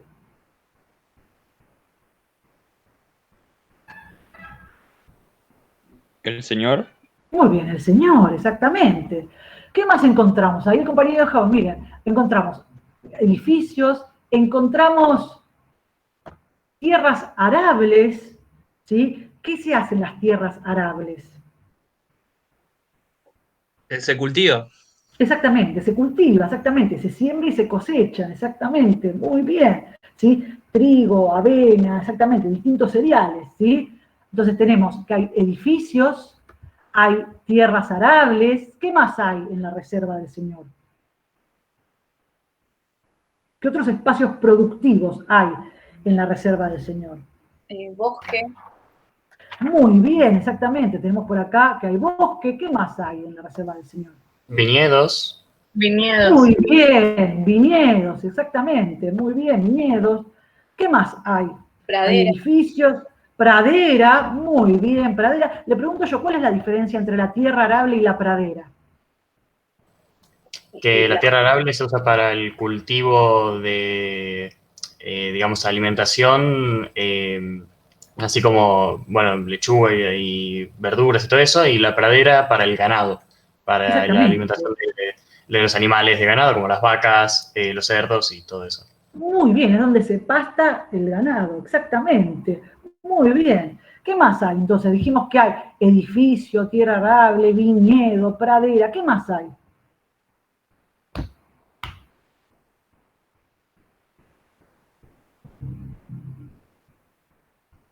Bosque, me dijeron muy bien. ¿Qué otra cosa más? Harineros. Harinero, ¿a qué se refiere con harineros? ¿Molinos? ¿Almacenes de harina? Exactamente, muy bien, exactamente. Galpones para almacenar grano y molinos, exactamente, molinos, muy bien, exactamente. Bien, entonces, leyendo este primer párrafo, lo que vemos es que nos está hablando de lo que hay en la reserva señorial. E identificamos edificios, ¿sí? Viñedo, pradera, tierra arable, ¿sí? Molinos harineros, muy bien. Ahora, solo hay, digamos, tierras, edificios, instalaciones. ¿Qué otra cosa hay además de todo esto? Falta algo más, algún componente vivo dentro de esta tierra, además de las personas que habitan ahí. ¿Qué otra cosa hay? Bueno, algo mencionaron en las praderas y a lo último que aparece también. ¿Qué animales aparecen? Los cerdos. Los cerdos, muy bien, exactamente. Entonces, lo que vemos después de leer este primer párrafo es distintos espacios productivos. Entonces, la pregunta sería esto, bueno, ¿qué tres tipos de espacios productivos advertimos en este primer párrafo? ¿Sí? ¿Qué tres tipos de espacios productivos vamos a distinguir en este primer párrafo del políptico? Por un lado, tres tipos de espacio. Por un lado, La tierra arable. la tierra arable, que es donde se cultiva. Por otro lado, La pradera donde se pasta. muy bien, la pradera donde pastan los animales y Y los por último, bosques. los bosques, exactamente, muy bien. ¿Y qué extraigo del bosque? ¿Qué extraigo de los bosques? Madera. Muy bien, traigo madera, que se utiliza ¿para qué la madera? Para la construcción, para la leña. Exactamente, combustible, construcción, muy bien, exactamente. ¿Qué otra cosa puedo extraer del bosque, además de madera? Agua. Muy bien, en el agua puedo realizar qué tipo de actividad. El riego de los cultivos. Bueno, muy bien, La puedo pesca. extraer agua para regar. Muy bien, la pesca. Puedo en el bosque cazar y pescar. Puedo también en el bosque recolectar qué cosa. Además de madera, recolectar frutos silvestres. Muy bien, frutos silvestres. Muy, muy bien, exactamente. Entonces tenemos, por un lado, lo que dijimos, la tierra arable, exactamente donde se cultivan los cereales. El principal alimento de la época, cultivos de la época. Del bosque extraemos madera, para fuego, para combustible, para la construcción, pero también podemos realizar actividades tipo recolección de frutos silvestres o caza y pesca. Y la pradera, dijimos, para que pasten a los animales. Ahora, ¿de qué manera se complementan estos espacios productivos que mencioné? Sobre todo la pradera con la tierra arable.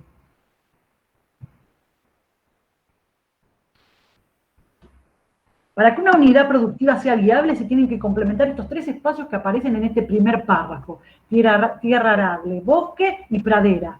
¿Sí? ¿Cuál es la vinculación entre la tierra arable y la pradera, que es fundamental? Para la rotación de cultivo, los tiempos de labranza y barbecho. Hermoso, muy bien. Estamos acá, antes del siglo XI, muchos advierten que lo que predomina es la rotación bienal de los cultivos. ¿Qué significa rotación bienal de los cultivos? Háganse un esquema, un círculo, pártanlo a la mitad de la tierra la tenés cultivada, por ejemplo, con trigo o avena, la otra mitad, en cambio, ¿qué hago con la otra mitad? Para pastoreo y después Muy bien. alterno. Significa que no la pongo a producir, exactamente, la dejo descansar a la tierra para que se regenere, para que pasten los animales y a la vez los animales que me dan, a partir de su defecación, abono para la tierra. En materia fecal exactamente contribuye a regenerar, ¿sí?, los nutrientes de esa tierra que está descansando. ¿Cómo se llama ese 50% de la tierra en una rotación bienal que tengo que dejo en descanso?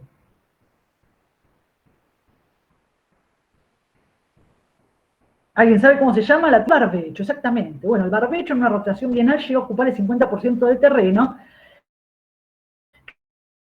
que debe ser dejado sin labrar para que se regenere, ¿sí? Y a la vez también ahí puede utilizar. Esos animales a la vez son enviados a pastar, a alimentarse con forraje en las praderas, las pasturas. Muy, muy, muy bien, ¿sí? Exactamente. Entonces, algo que es importante tener en cuenta, ¿sí? Es justamente la complementariedad entre estos distintos, ¿sí? Espacios productivos. ¿Sí? Por un lado la tierra arable, el bosque y la pradera. Vamos a seguir con el segundo párrafo, vamos a seguir conceptualizando, ¿sí? Estas nociones básicas del primer práctico. No importa, chicos, esto de Arpendres, Perget, todo esto, no importa, pues son unidades de medidas anteriores al sistema métrico que se puso a partir de la Revolución Francesa, así que no hagan caso a las unidades de medida, ¿sí? Acá algo importante, cuando se habla sujeto a censo, una tenencia sujeta a censo significa cargas, o sea que debe pagar cargas, ¿sí? Atención con esto. Segundo párrafo, otro voluntario que lea el segundo párrafo. Bueno, puedo leer. Sí. Hay una iglesia bien construida con todo su mobiliario, una habitación y demás edificios en cantidad suficiente. De ella dependen 3 mansos. Repartidos entre el cura y sus hombres, hay 27 perches de tierra arable y una hazañ, 17 arpendes de viña, 25 arpendes de pradera. De ella procede en calidad de regalo un caballo. Tiene a su cargo la labranza para el señor de 9 perches y una hazañ y 2 perches para los cereales de invierno. Y debe cercar 4 perches de prado. Excelente. Acá encontramos una novedad. ¿Cuál es la novedad de este segundo párrafo? Antes, en el primer párrafo, hablábamos del manso del señor, que analíticamente lo conocemos como reserva señorial. En este párrafo aparece ¿qué novedad? La iglesia. La iglesia puede ser. Muy bien, exactamente. Hay una iglesia, exactamente. ¿Y qué significa? De ella dependen 3 mansos. ¿Qué significa esto? De ella dependen 3 mansos. Que de la iglesia dependen justamente los 3 mansos del señor, digamos. En realidad, el señor ha asignado 3 mansos campesinos, para que banquen a la iglesia. Es como un mini dominio al interior del gran dominio carolingio. Y la iglesia, esta iglesia que es una especie de iglesia parroquial, si se quiere, local, a la vez tiene que entregar a la abadía, que es su señor mayor, ¿qué cosa? ¿El caballo? Exactamente, un caballo. ¿Ven cómo funciona un mini dominio al interior de otro dominio mayor que es Saint-Germain-des-Prés? O sea, la abadía de Saint-Germain-des-Prés, ¿sí? Favorece la instalación de una iglesia con 3 mansos, ¿sí? Que van a sostener esta iglesia, ¿sí? Repartidos entre el cura y sus hombres, ¿sí? Que producirán esta cantidad de unidades en la tierra arable, en el viñedo, en la pradera, para bancar esta iglesia, y a la vez esta iglesia va a proceder a la abadía de Saint-Germain-des-Prés un caballo de regalo. ¿Se entiende esto? Es que es como un mini dominio al interior de un gran dominio carolingio. ¿Se entiende esta cuestión del segundo párrafo?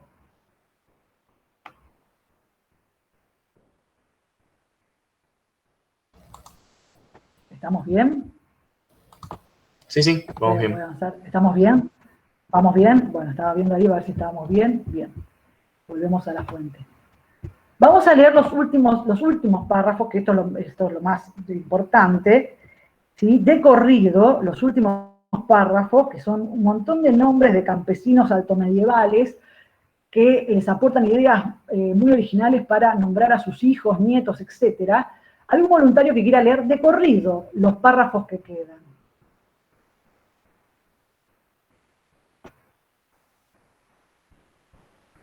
¿Algún voluntario?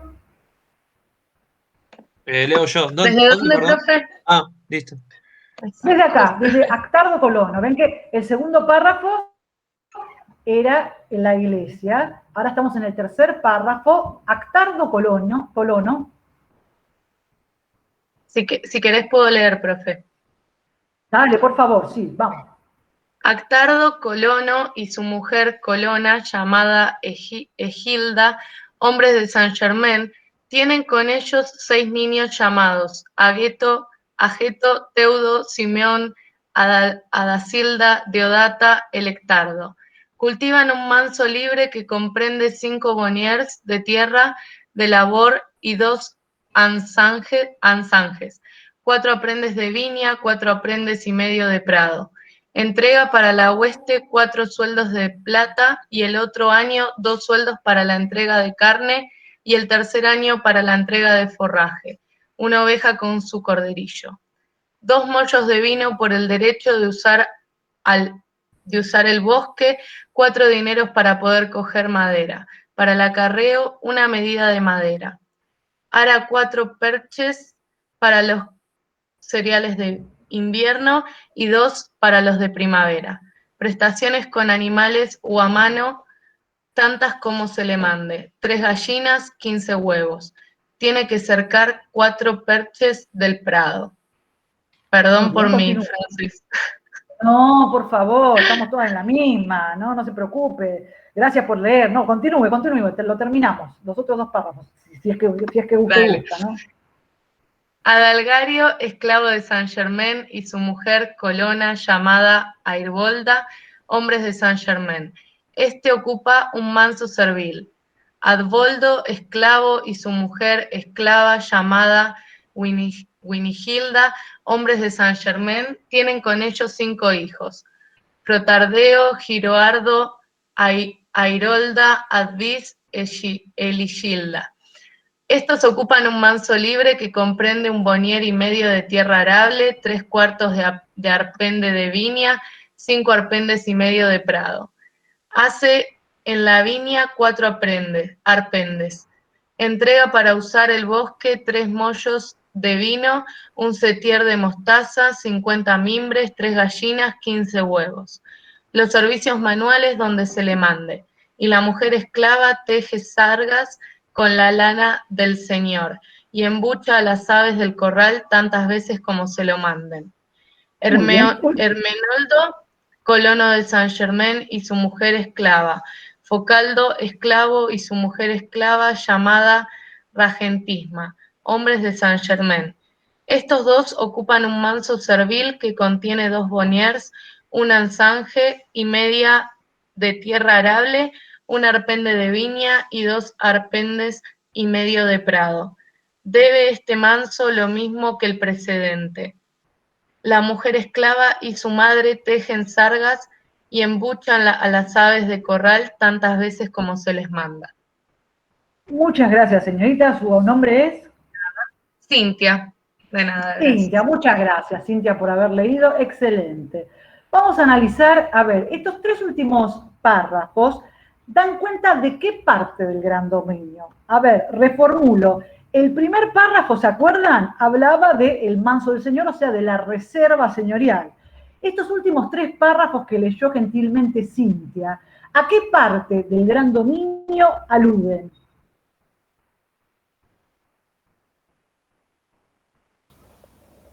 A los que trabajan las tierras dentro de ese gran dominio, al campesinado sería. Exactamente, muy bien. Entonces, lo que tenemos, analíticamente lo que ustedes tienen que ir de esta clase, es que el gran dominio carolingio del siglo IX, del principio del siglo IX, es una estructura bipartita, compuesta por un lado por la reserva señorial y por otro lado por los mansos campesinos. Exactamente, ahora vamos a ahondar en esta idea de manso.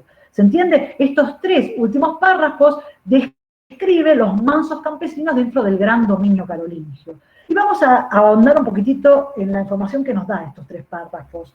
¿Cuál es el estatus o condición jurídica de los campesinos que aquí menciona?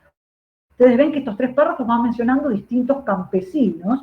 Ahora, su estatus o condición jurídica varía, o sea, ¿cuál es la condición o estatus jurídica de los campesinos que menciona?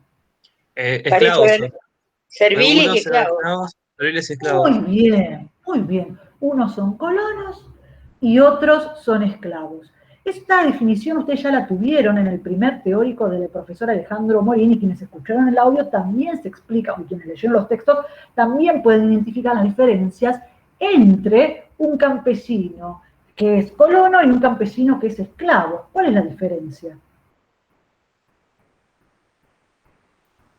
Que uno trabaja para sí mismo y el otro para otro. ¿El esclavo trabaja para otro? Bueno, en principio... ¿Obedece a otro? Muy bien, está bien. Vamos primero con el esclavo, está bien. Ambos, digamos, deben cargas al señor. Pasa que quizás el esclavo tiene cargas más arbitrarias, cuantas veces se levanta, debe responder a las demandas del amo, mientras que el colono quizás están más estipuladas las cargas que debe el señor. Pero la diferencia sí radica, sobre todo, en que el colono, sí, jurídicamente, ¿qué es que no es el esclavo? El esclavo, desde la antigüedad, se lo concebía como una herramienta parlante. Ahora, en la Alta Edad Media, evolucionamos de ese esclavo de corral romano a un esclavo que está sentado en la tierra, que es por ende un productor directo, que trabaja la tierra, que socialmente es un campesino. Pero se diferencia del colono en tanto que el colono, ¿qué es que el esclavo no es? Es libre. Exactamente. El colono es libre. El colono es libre. ¿Qué significa ser libre en la Alta Edad Media? Acá recuerden lo que dice un privilegio, obligaciones. Aquel que es libre en la Alta Edad Media, ¿qué obligaciones tiene por su condición de libre? Que tiene que entregar, o tiene que participar de la guerra o de asambleas. Muy bien. 1, tiene que ir a la guerra. 2, Participa de las asambleas. Exactamente. Participa de la asamblea en tanto espacio público de deliberación, de debate, de intercambio. Exactamente. Entonces, todo aquel que es libre en la Alta Edad Media tiene como obligación, por su condición de ser libre, ir a la guerra, ¿sí? E ir a la asamblea, que en Wickham aparece como plaquitum o plaquita, ¿sí? De asamblea. Es un reducto de espacio público para deliberar y tomar resoluciones. Muy, muy bien. Entonces, el colono es un campesino en términos sociales, ¿sí? Pero es un campesino libre, ¿sí? Cuya obligación es ir a la guerra, ¿sí? Y también ir a la asamblea. Pero este campesino colono se diferencia de otro tipo de campesino, que es el campesinado alodial, ¿sí? Este campesino colono es libre jurídicamente, pero en cuanto a la tierra que trabaja, ¿qué particularidad reviste? ¿Trabaja el colono una tierra que es de él o que no es de él? Exactamente. No, no es de él. Muy bien. Trabaja una tierra que no es de él, o sea, tiene una tierra en usufructo, tiene la tenencia de una tierra, tiene el uso o usufructo de una tierra que en última instancia es del señor. Exactamente, el colono es un campesino libre que trabaja una tierra que es ajena, que en última instancia es del señor, que el señor ha cedido su tenencia a perpetuidad, o sea, una tenencia sujeta a censo, a cargos, es cedida a perpetuidad, es vitalicia, siempre y cuando el campesino continúe pagando las cargas al señor, ¿sí? Que es un constante recordatorio que esa tierra en última instancia no pertenece a él, sino al señor. ¿Se entiende esto? Tengo una duda ahí. Sí, dígame. No, Dígame. En todo caso, este colono libre, una vez que cumple con las obligaciones que le manda el señor, tiene una cierta explotación a su favor, ¿no? Aunque sea pequeña. Claro, no, claro. Él está trabajando en su parcela de tierra y es una economía de subsistencia. Él tiene que trabajar en su parcela de tierra para alimentarse y vestirse a él y a su familia, pero a la vez tiene que trabajar en las tierras del señor. Vamos a eso. Hay 3 tipos de renta, o sea, el excedente campesino, o sea, lo que excede una vez satisfechas sus necesidades, va en forma de renta hacia el señor, en este caso un señor eclesiástico, el abad de Saint-Germain-des-Prés, ¿sí? Ahora, estoy contestando lo que usted me dice, llevándolo. Esas 3 tipos de renta, ¿en qué forma pueden ser? Ese excedente campesino que se extrae, ¿sí? Y que va a manos del señor, ¿sí? Eclesiástico. ¿En qué forma pueden ser? En forma de productos. En forma de productos, o sea, en especie, exactamente, muy bien, como lo vemos, tiene que dar tantos granos, o una oveja, o tanto de viñedo, etcétera, etcétera. Puede ser también en qué más. Trabajo. En trabajo. En trabajo. ¿Ese trabajo dónde se va a realizar? En la tierra del abad, del señor. Muy bien, en la reserva señorial, deberá tantos días de trabajo en la reserva señorial. Y si trae sus bueyes para dar la tierra en la reserva señorial, entonces tiene menos cargas en días que otro que no trae, por ejemplo, sus bueyes a dar la tierra del Señor. Exactamente, muy bien. Ahora, trabajar la tierra del Señor muchas veces implica, ¿sí? Que tiene menos tiempo, bueno, no muchas veces implica realmente que no tiene tantas energías, tiempo para trabajar su propia tierra, que es la propiedad, que es la parcela que tiene en su fruto, que es la propiedad del campesino, porque obviamente de ahí saca lo que necesita para subsistir él y su familia. ¿Se entiende? Entonces, el Señor más adelante va a notar que la productividad del campesino que trabaja en la tierra de la reserva señorial decae, y ahí es cuando va a empezar a exigir rentas derivadas de otras prestaciones a partir del siglo XI, que es lo que veremos la semana que viene. ¿Sí? Entonces, las rentas campesinas pueden ser en especie, o sea, un porcentaje de la producción, en trabajo, o sea, una cantidad de días que el campesino debe trabajar en las tierras del Señor, que se llama eso corbea. La corbea son las prestaciones de trabajo que hace el campesino en la reserva señorial. ¿Y cuál es otra forma, ¿sí?, de extracción de renta?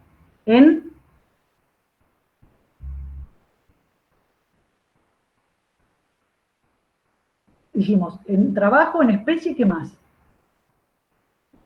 Que aparece por algún lado acá en los párrafos que leímos.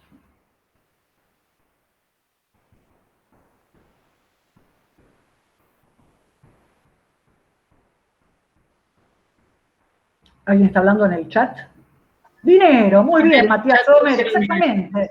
Exactamente, muy bien, en dinero, exactamente. No es tan frecuente antes del siglo XI, ¿sí? Porque a partir del siglo XI se vive como un renacimiento de los intercambios comerciales y de la circulación monetaria. A partir del siglo XI vamos a ver cómo se va incrementando la renta en metálico. Obviamente es un campesino, ¿sí? Pero no es un campesino libre, es no libre el esclavo. El colono, en cambio, es un campesino libre, pero que trabaja una tierra que no es propia, ¿sí? Que por lo tanto debe ciertas cargas al señor, que en última instancia es el dueño de esa tierra. Pero dijimos, antes mencioné brevemente, y en el audio también está, que hay una diferencia entre el colono y el campesino alodial, o sea, el que tiene un alodio. ¿Qué es ese campesino alodial? Que tiene una tierra propia. O sea. Exactamente. La diferencia con el colono es que, a ver, es un campesino, pero a diferencia del colono, el campesino alodial trabaja una tierra que es de él, una tierra que es propia, ¿sí? Y por ende no debe cargas a ningún señor, salvo algún impuesto que requiera la iglesia, ¿sí? O el Estado, ¿sí?, monárquico, pero no a ningún señor local, porque trabaja una tierra que es propia. Obviamente que este campesino alodial, con el devenir del tiempo, puede sufrir, por ejemplo, una sequía, una catástrofe natural, puede sufrir también la inseguridad de las invasiones, que son muy frecuentes en la Alta Edad Media, y de ahí que reclame cierta seguridad o protección en algún señor, o que se endeude con algún señor que posteriormente lo absorba. Lo que tenemos que tener en claro es que en la Alta Edad Media, que es donde estamos ahora, siglo IX, hay presencia de campesinos alodiales, o sea, campesinos que trabajan su propia tierra y que no deben nada, ¿sí?, a señores locales, y en todo caso, si tienen que pagar algún tipo de impuesto, tributo, lo hacen a la iglesia o al Estado, pero no a un señor, no una carga derivada, ¿sí?, de un ejercicio señorial.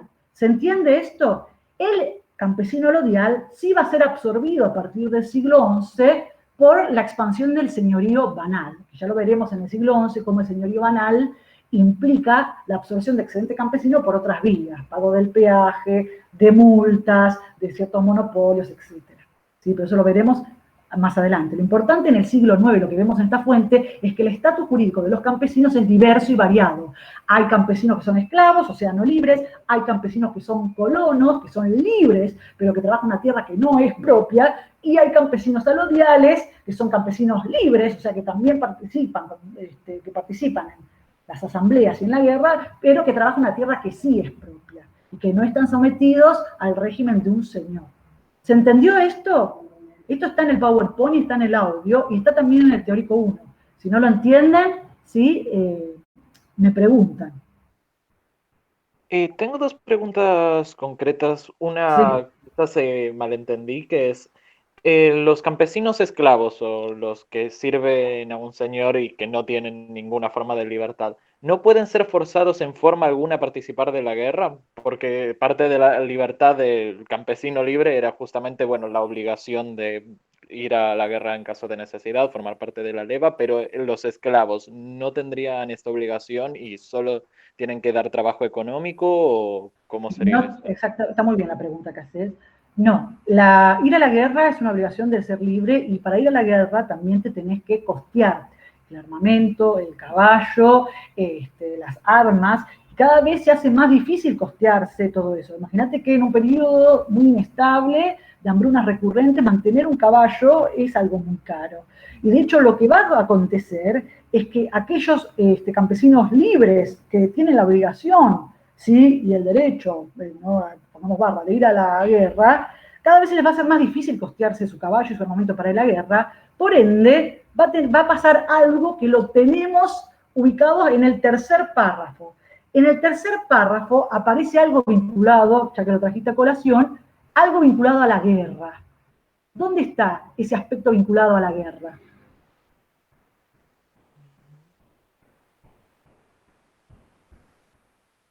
Este párrafo de acá nos da una información en relación a la guerra.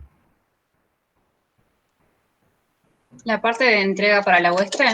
Exactamente. Veamos los sujetos que tenemos en este párrafo.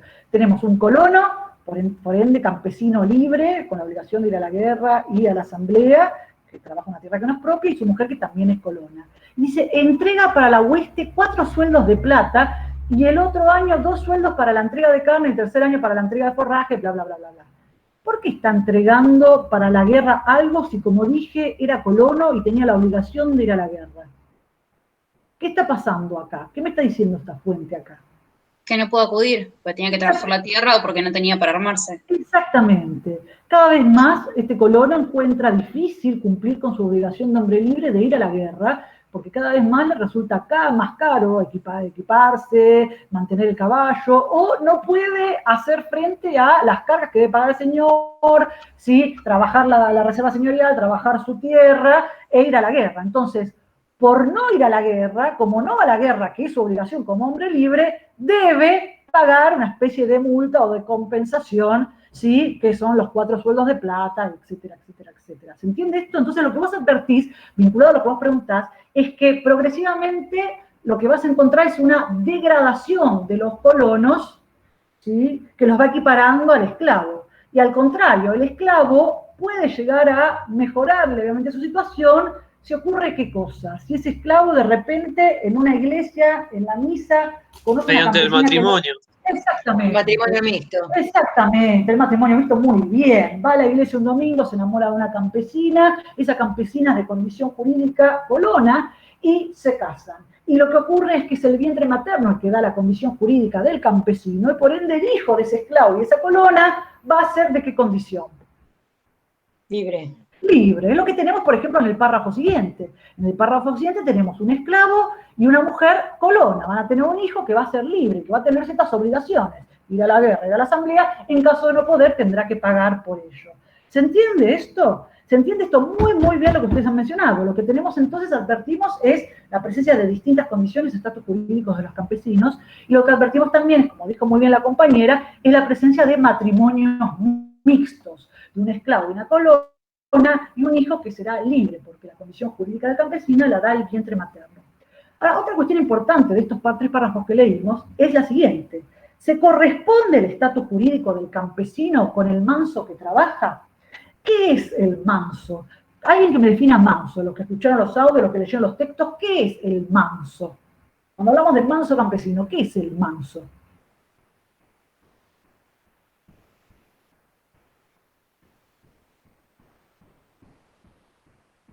Voy a ver el chat, porque a ver si contestó alguien. ¿Contestó alguien el chat? Ay, no veo el chat. ¿Qué es el manso, estimados? Mansos son los que laboran, los que trabajan la tierra, dice acá. Manso, muy bien. Mariano, manso no son personas, por ende esa definición no sería correcta, ¿sí? Manso es, muy bien Anto, es una unidad productiva, y ahí tiene algo como y renta. Bueno, vamos a aclarar un poquitito esa situación, lo del tema del manso. El manso tiene un doble significado. Por un lado es una unidad de producción, ¿sí? O sea, el manso campesino es la unidad productiva donde trabaja el campesino. Y el manso no es solo la tierra, el manso es la tierra más los edificios más el derecho de uso de pradera y de bosque. ¿Se entiende? O sea, el manso es más que simplemente la tierra. Es tierra más la chocita del campesino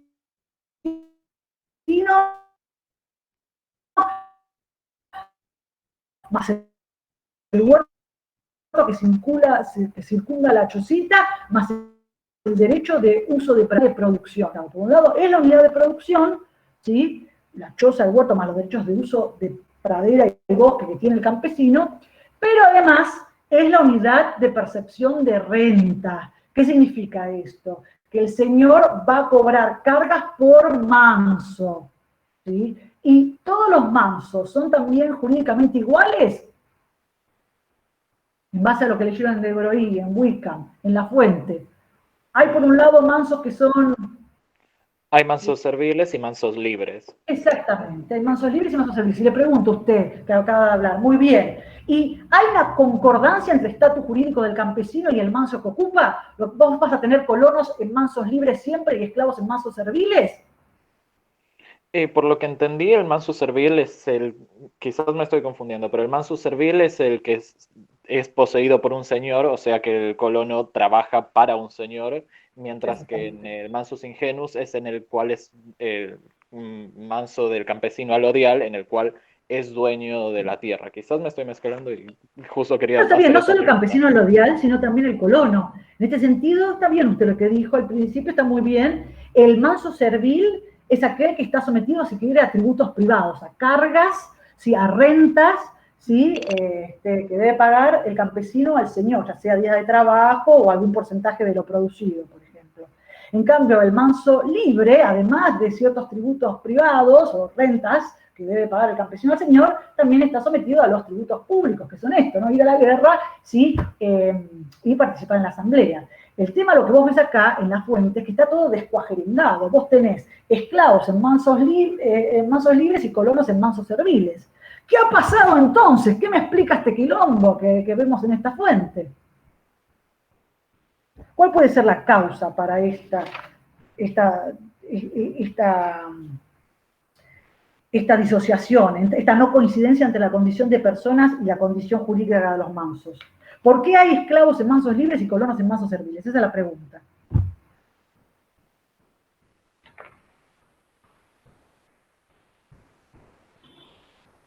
¿Puede ser por los matrimonios, profe? Muy bien, se repite. Una es por los matrimonios mixtos, que hace que, por ejemplo, un esclavo que se case con una colona ahora esté, por ejemplo, en un manso libre. Y otra explicación, ¿cuál es? Que tiene que ver con la fuente número 2. ¿Cuál es otra explicación?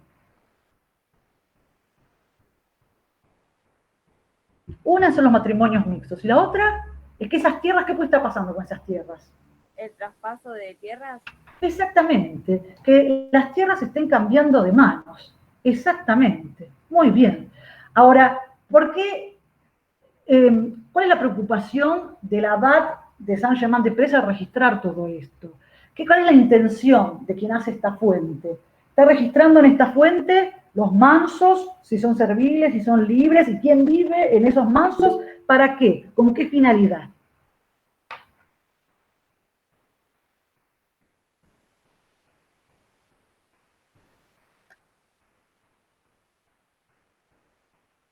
Vamos que ya termina la clase.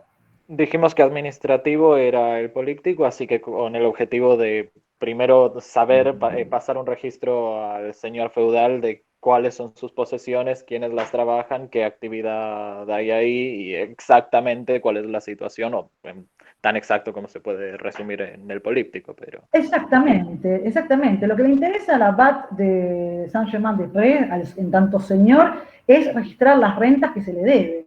Y las rentas que se le debe lo determina el manso, ¿sí? El señor asigna a la unidad manso una serie de obligaciones que deben cumplir los campesinos que trabajan esos mansos. Porque el manso, repito, es una unidad de producción, pero también es una unidad fiscal básica, ¿sí? Atención con esto. Pero además, ¿Por qué registra entonces si es esclavo o colono? Bueno, porque además de exigir ciertas cargas por manso, también puede reclamar por condición de esclavo a campesinos esclavos por más que vivan en un manso libre. El esclavo está, digamos, más sometido a prestaciones arbitrarias que un colono que las tiene más estipuladas. ¿Se entiende? Pero la unidad de percepción básica es el manso. La distinción jurídica de los campesinos obviamente importa porque hay ciertas obligaciones derivadas de su condición jurídica, ya sea públicas en el caso de los campesinos libres o prestaciones de trabajo en caso de ambos campesinos, tanto colono como esclavo. ¿Se entiende esto? Ahora, si el políptico lo que busca es registrar las cargas que derivan de los mansos campesinos y que deben pagar al abad de Saint-Germain-des-Prés, ¿sí? Entonces, esto es lo que nos dice, efectivamente, la información que encontramos en esta fuente, que no nos dice este tipo de fuente, qué tipo de campesinos no están registrados en esta fuente. Hemos leído los tres párrafos, y qué tipo de campesino no aparece en esta fuente. Para que no me acuerdo el nombre. Alodiales. Muy bien, los campesinos alodiales. Y pregunto yo, ¿y por qué no aparecen los campesinos alodiales en el políptico de Saint-Germain-des-Prés? Porque si trabajan su propia tierra, no tiene sentido que estén en la tierra de la cual otro es dueño. Bravísimo, exactamente, porque son campesinos que viven por fuera del gran dominio, que trabajan su propia tierra y que no deben nada a un señor, exactamente. El políptico no es un censo, no busca registrar a todos los campesinos, ¿sí? Sino aquellos campesinos que deben algo al señor, o sea, los colonos y los esclavos. ¿Se entiende esto? Ven acá que estamos viendo los alcances y los límites de esta fuente. ¿Qué tipo de fuente es? Es un políptico, es un inventario de un documento de uso interno, donde el abad de Saint-Germain-des-Prés quiere ver, a ver, qué campesino me debe qué cosa en calidad de qué manso o su condición jurídica. ¿Se entiende esto? Ahora, ¿qué no nos dice? Bueno, no nos habla de los campesinos alodiales que trabajan su propia tierra, que no están sometidos a la jurisdicción de este señor, que son campesinos libres y que trabajan su propia tierra. Y como tales, en todo caso, si tienen que pagar algo, pagarán a la iglesia el diezmo y alguna imposición real, pero no a este señor. ¿Se entiende esto? ¿Quedó claro esto, estimados? Sí. Bien. Lo último, ¿podemos quedarnos 5 minutos más para ver algo del último? En todo caso, retomamos la clase que viene. ¿Se pueden quedar 5 minutos más? Sí, no hay problema. El que se tiene que ir, váyase, no hay problema. Profe, me tengo que ir a otra clase, muchas gracias por la clase, muy buena, hasta pronto. Bueno, gracias, pues se tiene que ir a otra clase. Bueno, yo voy a retomar la clase que viene, discúlpenme, me emocioné con las cuestiones formales, pero menciono algunas cuestiones y retomo la clase que viene. Avísenle por el grupo WhatsApp que la clase que viene retomo esto. Igualmente está todo explicado también en el audio que pueden escuchar, ¿sí?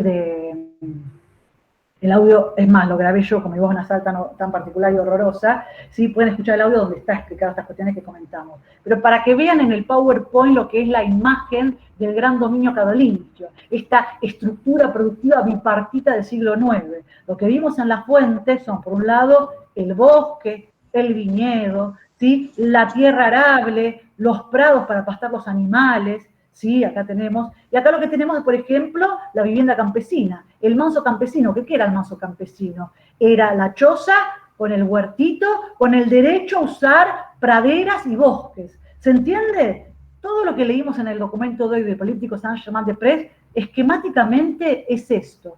Es una estructura bipartita constituida por la reserva señorial y los mansos campesinos. ¿Se entiende esto? Y en el políptico de Saint-Germain-des-Prés lo que vimos es que hay distintas categorías jurídicas de campesino, ¿sí? Esclavo, colono, que están en la fuente, y alodial que no está en la fuente porque no es la finalidad de la abad de Saint-Germain-des-Prés registrar eso.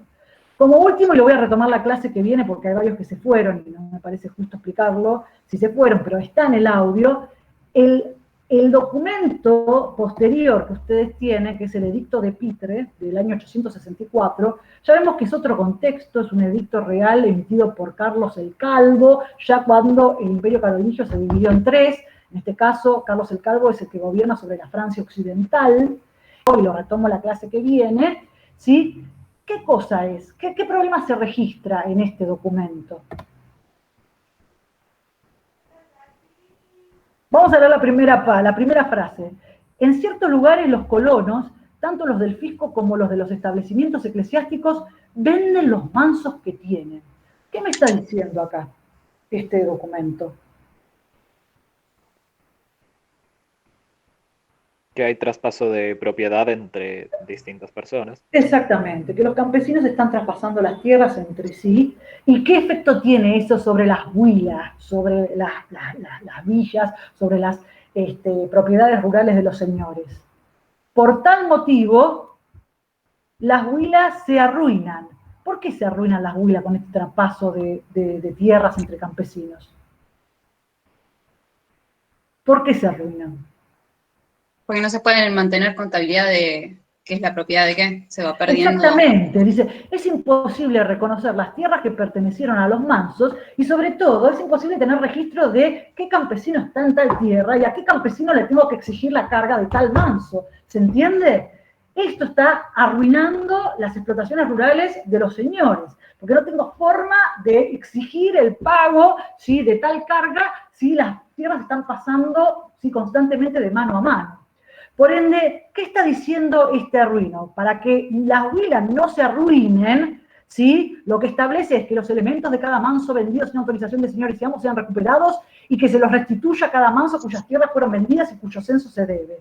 ¿Qué está tratando de hacer? Bueno, muchachos, paren de traspasarse los campesinos las tierras entre sí porque nos es muy difícil así recaudar las rentas que nos deben. Ahora, este tipo de documento, que es un edicto, que es un dictamen, ¿sí?, real, ¿qué limitaciones tiene? Vos ves acá que los tipos están diciendo, hay este problema y tenemos que aplicar esto para evitar que las huilas se sigan arruinando. Ahora, del dicho al hecho hay un largo trecho, y que exista una resolución oficial no significa que sea implementada de manera efectiva. Por ende, nunca sabemos si efectivamente este edicto real puso fin al traspaso de tierras entre campesinos o no. Y la diferencia con el otro documento es fenomenal, porque acá se ve el movimiento de la película, mientras que en el políptico de Saint-Germain-des-Prés lo que se ve es la foto. Es una imagen más estática de lo que es el Gran Dominio, y abajo, el edicto de Pitre, lo que vemos es más bien cómo esa foto detrás se está moviendo. ¿Se entiende esto, estimados? Dejo de compartir pantalla. Sí. Disculpen entonces que nos llevó más tiempo del mencionado. Dejo para compartir. Fue mucha información, ¿estamos todos bien? ¿Fue mucha información? ¿Están agobiados? Estamos bien. Bueno, lo que yo quiero que para terminar es que piensen estas preguntas y la semana que viene con el repaso y para retomar de los aspectos que mencionamos, las retomamos. 4 preguntas que ustedes tienen que salir de esta clase contestándolas bien. ¿Cómo se estructura el Gran Dominio Carolingio? Rápidamente, ¿cómo se estructura? Rápidamente, vamos y nos vamos. Terminamos esta pregunta y nos vamos. ¿Cómo se estructura el Gran Dominio Carolingio? Dijimos que el Gran Dominio Carolingio es una estructura Bipartita. Bipartita. Reserva señorial y los mansos campesinos. Y los mansos campesinos. Perfecto, listo, pasamos. Dijimos también que el Gran Dominio Carolingio se ubica geográfica y temporalmente, ¿dónde? El noreste de Francia. Entre el Loria y el Rin. Muy bien. Entre el río Loria y el Rin. Perfecto, muy bien, perfecto. Primera pregunta aprobada. Segundo, ¿cuál es el doble sentido de manso? Rápido, a ver qué quedó de la clase. ¿Cuál es el doble sentido de manso? Como unidad productiva y unidad de percepción de renta. Pero perfecto, hermoso, muy bien. Vamos con la tercera y ya nos vamos. ¿A qué se debía la discordancia entre la clasificación de los mansos y la condición jurídica de los ocupantes de los mansos, o sea, de los campesinos? ¿A qué se debía? 2 causas. Vamos. Traspaso de tierras y matrimonios. Muy bien, ¿matrimonios? ¿De qué tipo? Entre mixtos. Mixtos. ¿Entre quiénes? Entre libres y esclavos. Libres. Muy bien, libres y no libres, o esclavos y libres y no libres, o lo que es lo mismo, sí, colonos y esclavos. Y la última pregunta y nos vamos, terminamos la clase de hoy. ¿Sí? Esta la dejé medio mencionando, no la mencioné, la menciono ahora. ¿Qué sucede con los campesinos hacia el año 1000? Dijimos, esto los que escucharon el audio van a saber contestarla, y si no lo vamos a ver la clase que viene.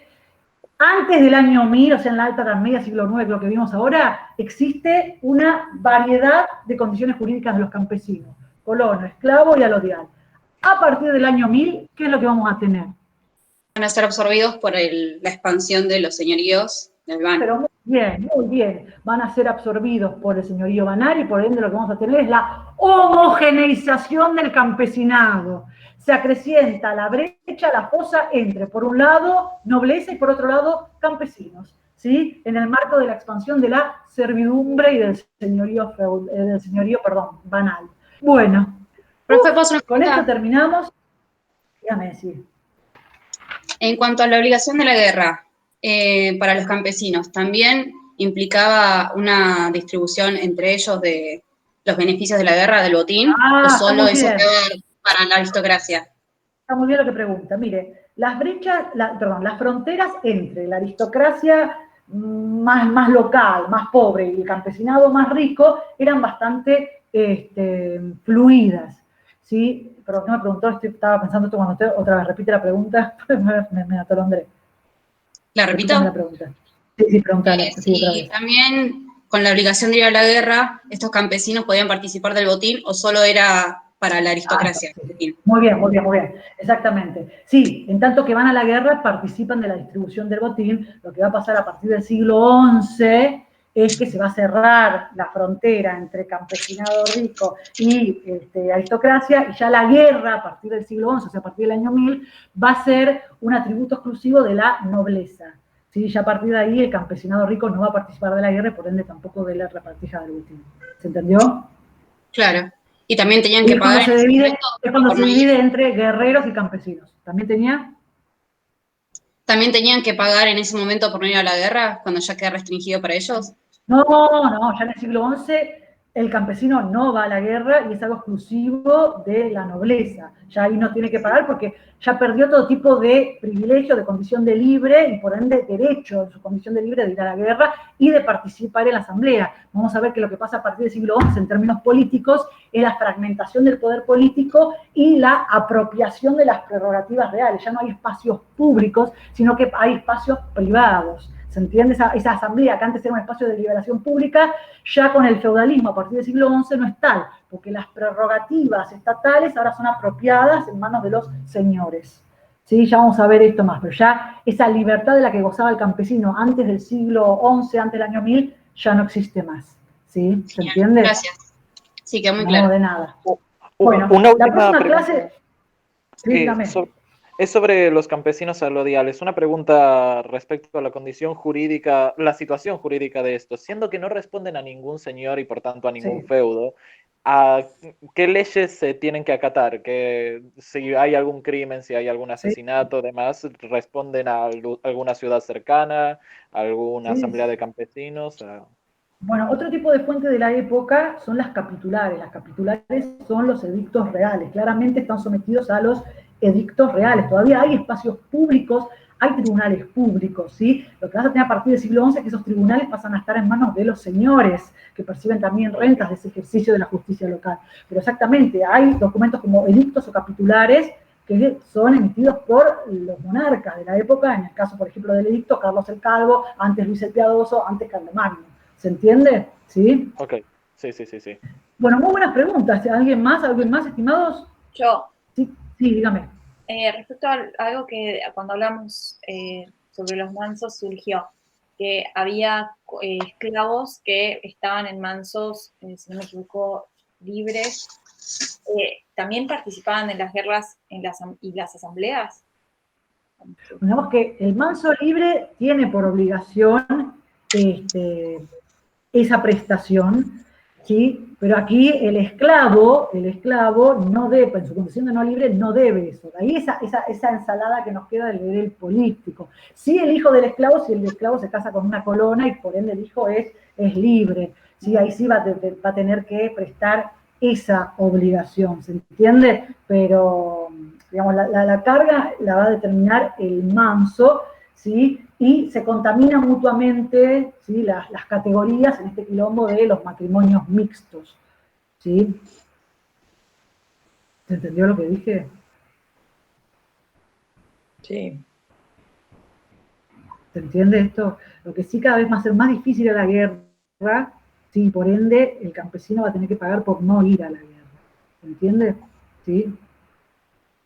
El ir a la guerra es una obligación y derecho que viene de tu condición de libre. ¿sí? Eso es lo que tiene que quedar claro. Eventualmente el hijo, si es colono, puede ir. También tienes muchos casos, que eso lo comenta Wickham, de gente, de campesinos que se dice libre y que muchos dicen, no, pará, este es esclavo, no es libre. Lo denuncian frente a el señor, diciendo, ojo, que este no es libre, este es esclavo. Tenés esos casos también, ¿sí? Y la comunidad campesina, que lejos está de ser iguales y lejos está también en muchos casos de la solidaridad, ¿no?, entre ellos. Así que también tenés esos casos que están también en el texto de Wickham. ¿Algo más, estimados? Para ir a la guerra, acordate siempre de esto, además de un derecho vos tenés que poder costearla. Y un esclavo que está tan sujeto a cargas por parte del señor, ¿sí? Es difícil que pueda costear una guerra, además de ser un derecho por la condición de libre, cosa que el esclavo no es. Bueno, estimados, ¿alguna pregunta más? Si tienen dudas o preguntas a lo largo de la semana, acá estamos para ayudarlos, me escriben al mail, escriben al foro de dudas del campus, no hay problema y las contesto. Para la semana que viene no nos vemos, la otra nos vemos para el contenido de los prácticos 2 y 3, que es la sociedad feudal y iglesia medieval. Lean los textos y lean las fuentes. Yo me voy a comunicar por mail anteriormente dándoles el link y sobre qué fuente vamos a hacer hincapié. Díganle a los chicos de la comisión que estén por WhatsApp que vamos a retomar la última fuente, el edicto de Peter, la clase que viene. Que no lo vieron, no se preocupen que lo voy a retomar. Empezamos con eso la clase que viene y avanzamos con las fuentes del práctico 2 y 3. Terminamos acá, chicos. ¿Dudas, preguntas, consultas? ¿Se entendió la clase de hoy? ¿Se entendió de una punta? ¿Sí? Escuchen el audio, vean el PowerPoint, ¿sí? Lean los textos. Bueno, no se atrasen con las lecturas y nos vemos entonces dentro de 2 semanas. ¿Sí? Gracias por quedarse. Gracias. Todo excelente, Chao, profe. chicos, Muchas gracias. Que descansen. Chao, muchas gracias. Gracias a ustedes, Que chicos. descanse.